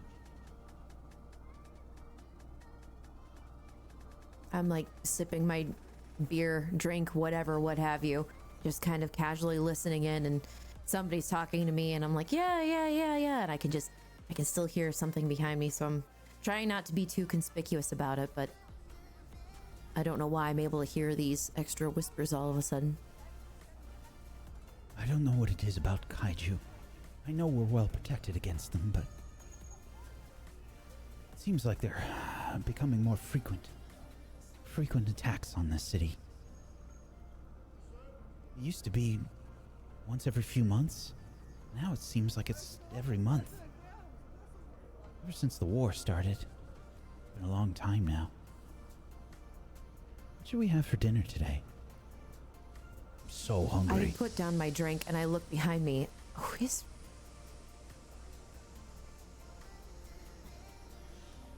and I noticed that no one's making eye contact. A couple people looked when I looked around, but they went back to their conversation.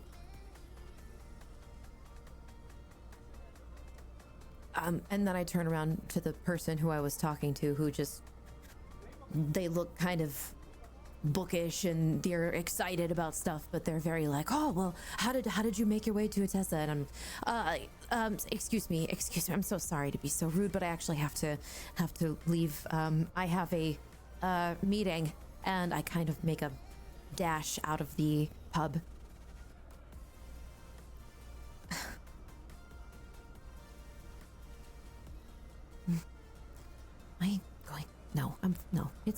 I'm fine.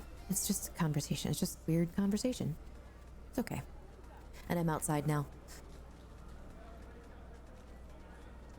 Listening. Listening?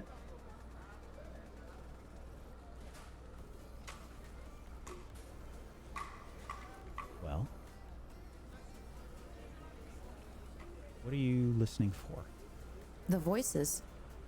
You're listening to them. Yes. Do I still hear them outside? Oh, definitely. It seems to be various thoughts, from what you can tell, Muhn. Various peoples around you.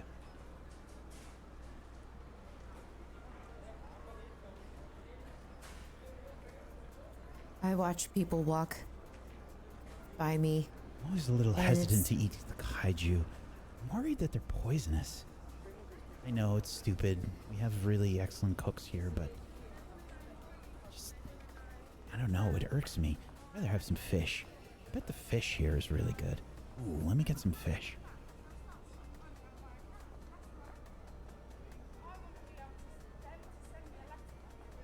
I'm listening So to cold. somebody It else. doesn't matter how many go along. clothes I put on. It feels like it cuts right through the pants. It is really cold, isn't it? And I say this to this person who walks by me. They have like a big old braid. They look like they're maybe 6'3" dude, but he looks like he's shivering. Yes, it's very cold here. Did I say that out loud? You just looked a little cold. There's actually, from what I know, there's a pretty nice clothing store down that way. There's a, and I gesture towards my nice, really, really super nice sun bear cloak. Did I say that out loud? Oh, I'm getting so exhausted. I need to get a proper sleep. And maybe you could use a good night's sleep as well. Who knows? Yeah. Thanks. Yeah. Good luck. And I sort of like shuffle away from him. Walk away. Okay. Ooh, I'm headed back to my hotel. The chatter continues. I'm walking by. It's like little sound bubbles, like in a game when you walk towards a babbling brook or something, you can start to hear it. And so I can start to, the further people come into proximity, the more it's like, Oh my gosh, I really need a new pair of shoes. I don't understand why the soles on this one are just so. Oh my gosh, where's my kid? Where's my kid? How do I not know where they ever? I don't know where my kid is. Like it's just beyond. It's beyond handleable right now.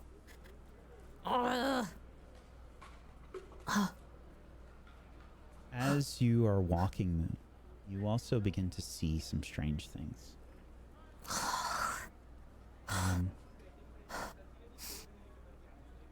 There's a,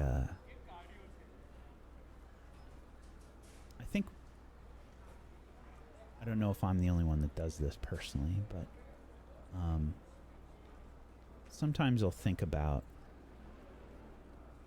like, what is that made out of? Or what am I looking at in my own head? And I'll start to think about what, like, what stupid random thoughts, like, I wonder how cold this ice cube is, like, stuff like that. And there's a thing that begins to happen to you, Moon, as you make your way towards the hotel. You know exactly how many steps it is to get onto the lift into your room. It's not like you've been counting them.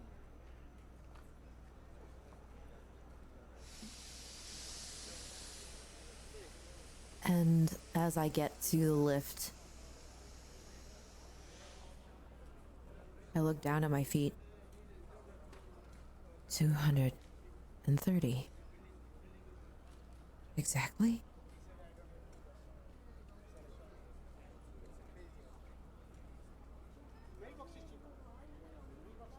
And then I look around.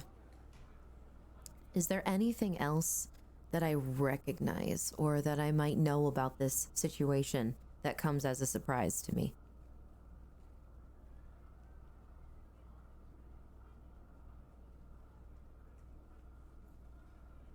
Roll me a d10.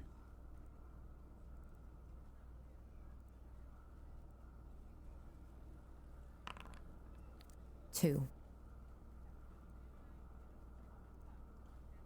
Okay. When you enter the hotel, you start to see, if you've ever heard that, like, people with different kinds of, like, autism can hear the hum of electricity. Mm-hmm. I think it's a little similar to that, where you can sense the power running through this place. I'll leave it up to you how you perceive that, but it's like you know that this place is powered by Emberstone. It's similar to the sight that you saw of the wall and the different technology built into it that protects the city and the towers. But it's more diffuse, it's spread out. Mm. It's like you can sense where all of the wiring is running through this place. Yeah. I'm standing there in the hotel lobby, and it's not obvious at first. It's like when you're breathing, and then all of a sudden you know that you're breathing. It becomes this shift in, like, your consciousness. And it's brought to the surface very visually because I can see in the walls, pipes are very perpendicular usually. You don't want, like, a curving pipe. You don't want things to catch in the pipe. So it's a lot of, like, what looks like red lasers in the walls, but it's actually just the power from the Emberstone that's emanating from all of these various pipes, wires, conduits, things that are powering this hotel. And then it also extends outside. It extends underneath the hotel and is running along my feet. And the closer I get to a clump of this conduit, the more you can hear it go and just emanating this It's like when you put your ear up really close to an electrical outlet and you can hear your phone charge. It's like that, but times 1,000. It's just brilliant, and it's almost like headache inducing.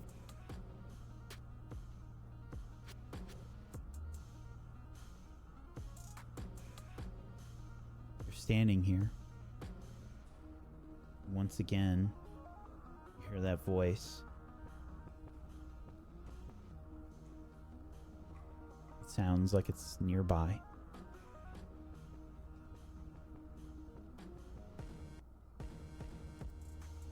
Some are overwhelmed by this.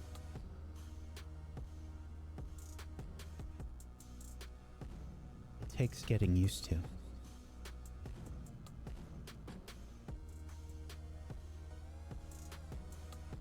And by some, do you mean there were others like me? Of course. I put my hand on the wall, and my hand can kind of feel this vibration and the hum of the conduit. And I ask, how many?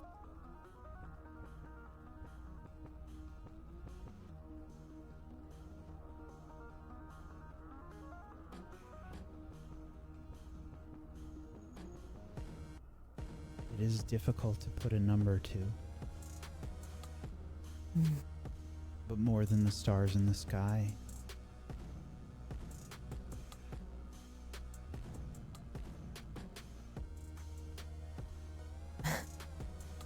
Here I am thinking the answer was going to be something simple.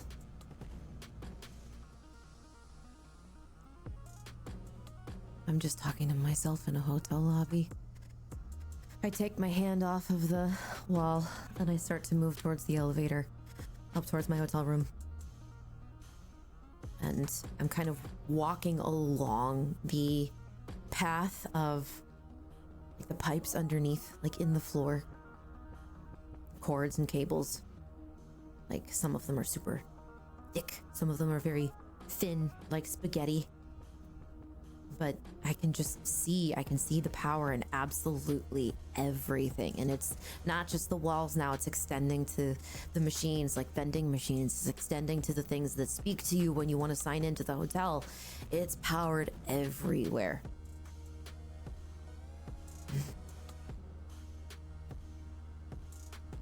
I'm just surrounded by Emberstone.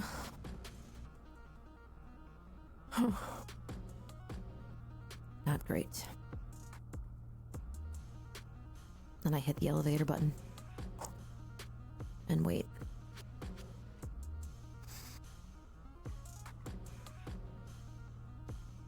You ascend in the lift, making your way back to the hotel room, I assume? Mm-hmm.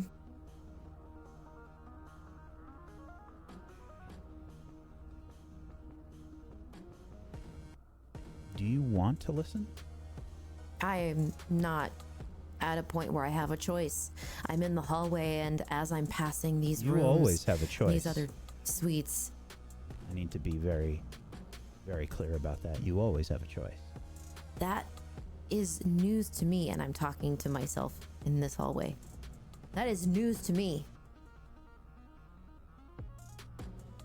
And I can hear the whispers. I can hear these voices behind the doors. I'd like to shut that off, please. They stop instantly. I stop walking. But how did that start? How did that even start? It's not like I asked to start hearing what people were thinking. Okay. All right, and I turn to this room closest to me, which is 327. I want to hear whatever's in 327. Okay. I think you could probably hear the sound of like your perception moving through the wall. It's like a pocket of silence and then room ambiance. There's a sound of probably heat, some kind of heating apparatus that you can maybe hear a low hum of. And then there's the sound of what sounds like someone slightly snoring. So I'm stood there in this hallway, right? Like this hotel hallway, like 6'5", 6'6", Assimer. And I am just staring at nothing. Like it looks like I'm dissociating. Somebody walks right by me, like perhaps of like a dwarven stature, just looks up, tries to make eye contact, like, hello? Hello? Keeps walking. I'm just testing how far my perception can actually go. It feels like I am not even thinking about my physical body right now. I'm thinking about how far this perception can go. It's like an astral projection almost. And Is that what you'd like to do? my next thought is, what is Laser Cravenmore thinking? Okay. Going to ask you to spend an Ultima point for this. Okay. And I do. This experience of traveling at ridiculous speeds overcomes you, Muhn. It's like you are flying, like when you were flying at your full speed through the air, through the valleys, across the mountains, across the sea. The cold does not bother you. You extend your consciousness and you begin to hear the sounds of the ocean as you cross. And it's fast, whipping past. Maybe seagulls, just the barest hint of thought. Fish, fish, fish. As one dives into the water. And you reach the shores of Cryptia. You see the bustle. It's like sticking your head out of a train. Sounds are whipping past you. You can hear them all distinctly, though. You hear the same thoughts passing through people of Cryptia at the docks. Stupid fucking Cravenmore. And you see somebody painting graffiti on the wall. Fascist fuck. And you are at the base of Cravenmore Towers, ascending fast, making your way through. I bet I could pitch. I wonder what we're going to eat. I could really go for some of that sauce. Quickly making your way to Cravenmore's office.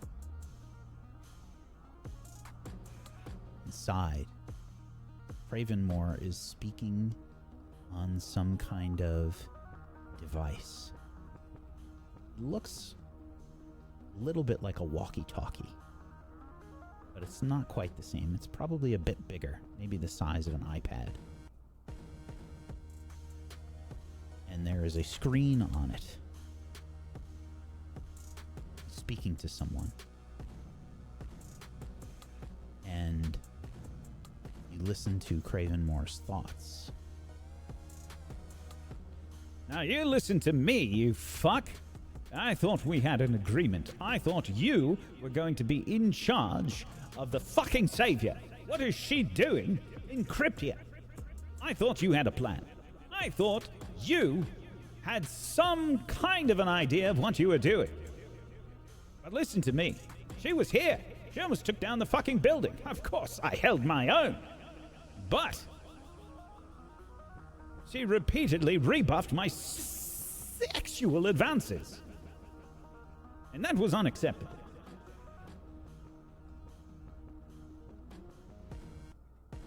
When you try to sense Craven Moore's thoughts, they're strange, skewed. You hear his voice talking, and then when you try to begin to understand what he's thinking, oh God, it's a mess in there.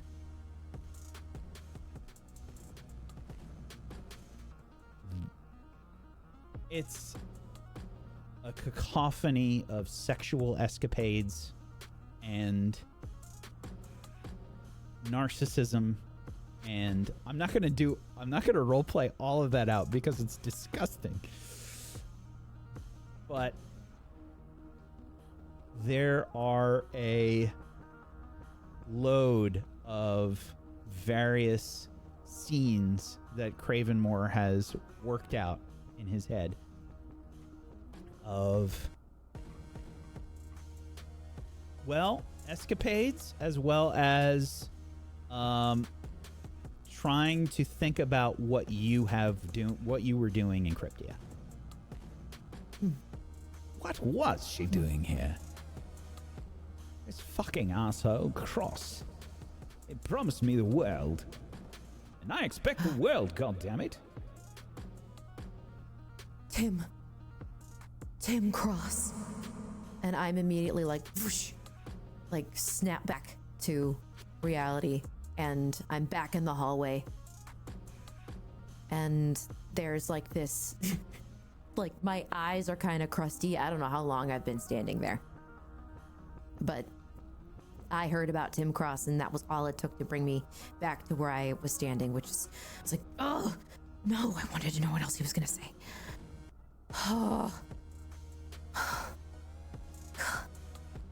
Oh, and I realized how long I've been standing. Nothing is preventing you from listening again.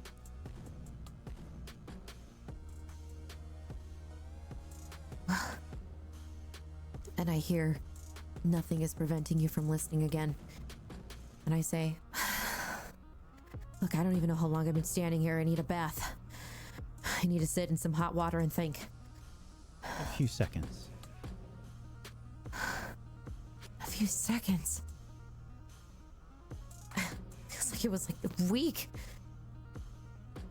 Time moves differently based on your perception. Okay. Well, I guess that's good to know. And I start heading back to my hotel room. Tim Cross and Laser Craven Moore. And I crack my knuckles. So they know each other. Okay. I get back to my room.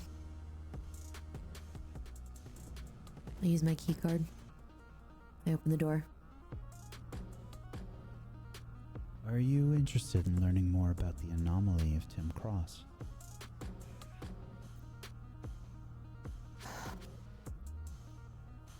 I'm interested in taking a bath. Again. I'm tired. Why do you keep pressuring me? I just saved this place from a kaiju. I'm not doing anything to you, Muhn. No? Well, that's pretty interesting because I feel like you just keep showing up when I really don't want any inner monologue. So I'd like to shut you off too. And I head towards the bath. I smell like kaiju. Ugh, I can still smell that thing's breath.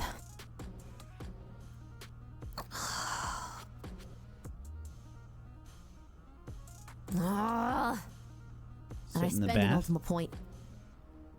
Okay. What are you doing with this ultimate point?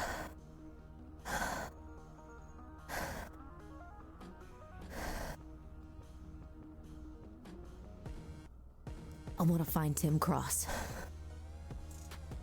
I want to listen to Tim Cross. You begin to extend your senses. When you think of Tim Cross, what goes through your head?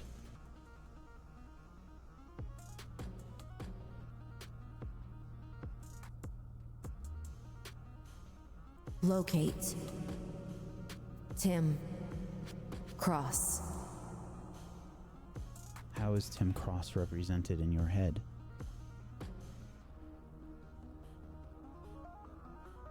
Do you visualize Tim Cross? He starts off as a shadowy figure. I only assume he's a he because of his name. He morphs a bit. He's standing on a hill. And then he's standing on a mountain.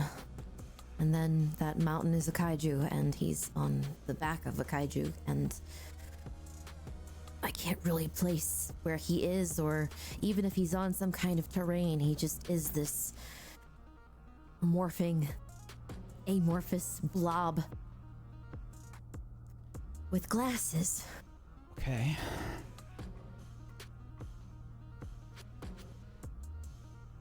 You feel like this will cost you more Ultima points. Would you like to do it? Well, yes. Okay. How many do you have left? 9. Roll me a d8.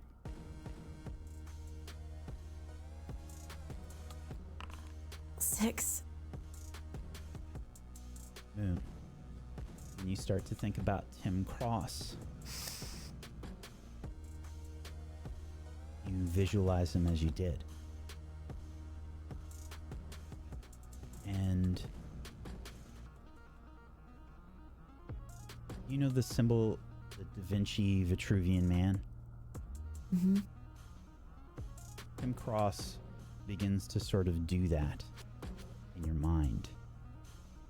And as this version of Tim Cross, like posed like the Vitruvian Man,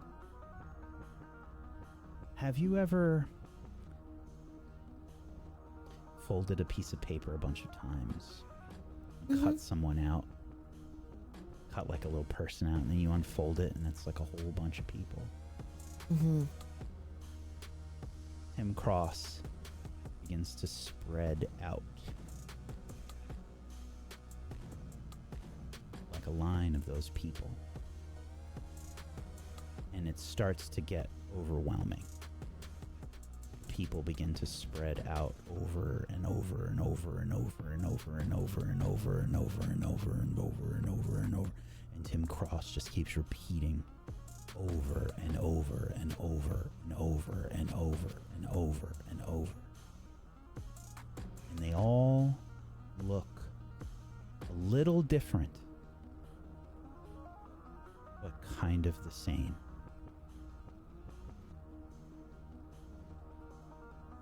And you think about where Tim Cross is.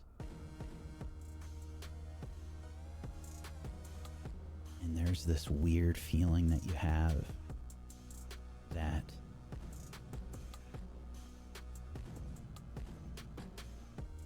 Tim Cross is everywhere. And here he is in Atessa, Aetherforge.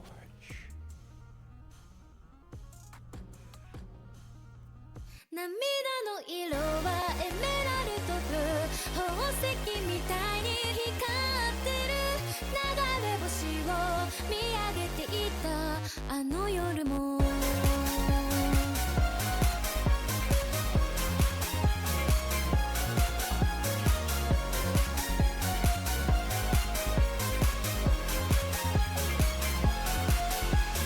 と窓に映ったまだどこ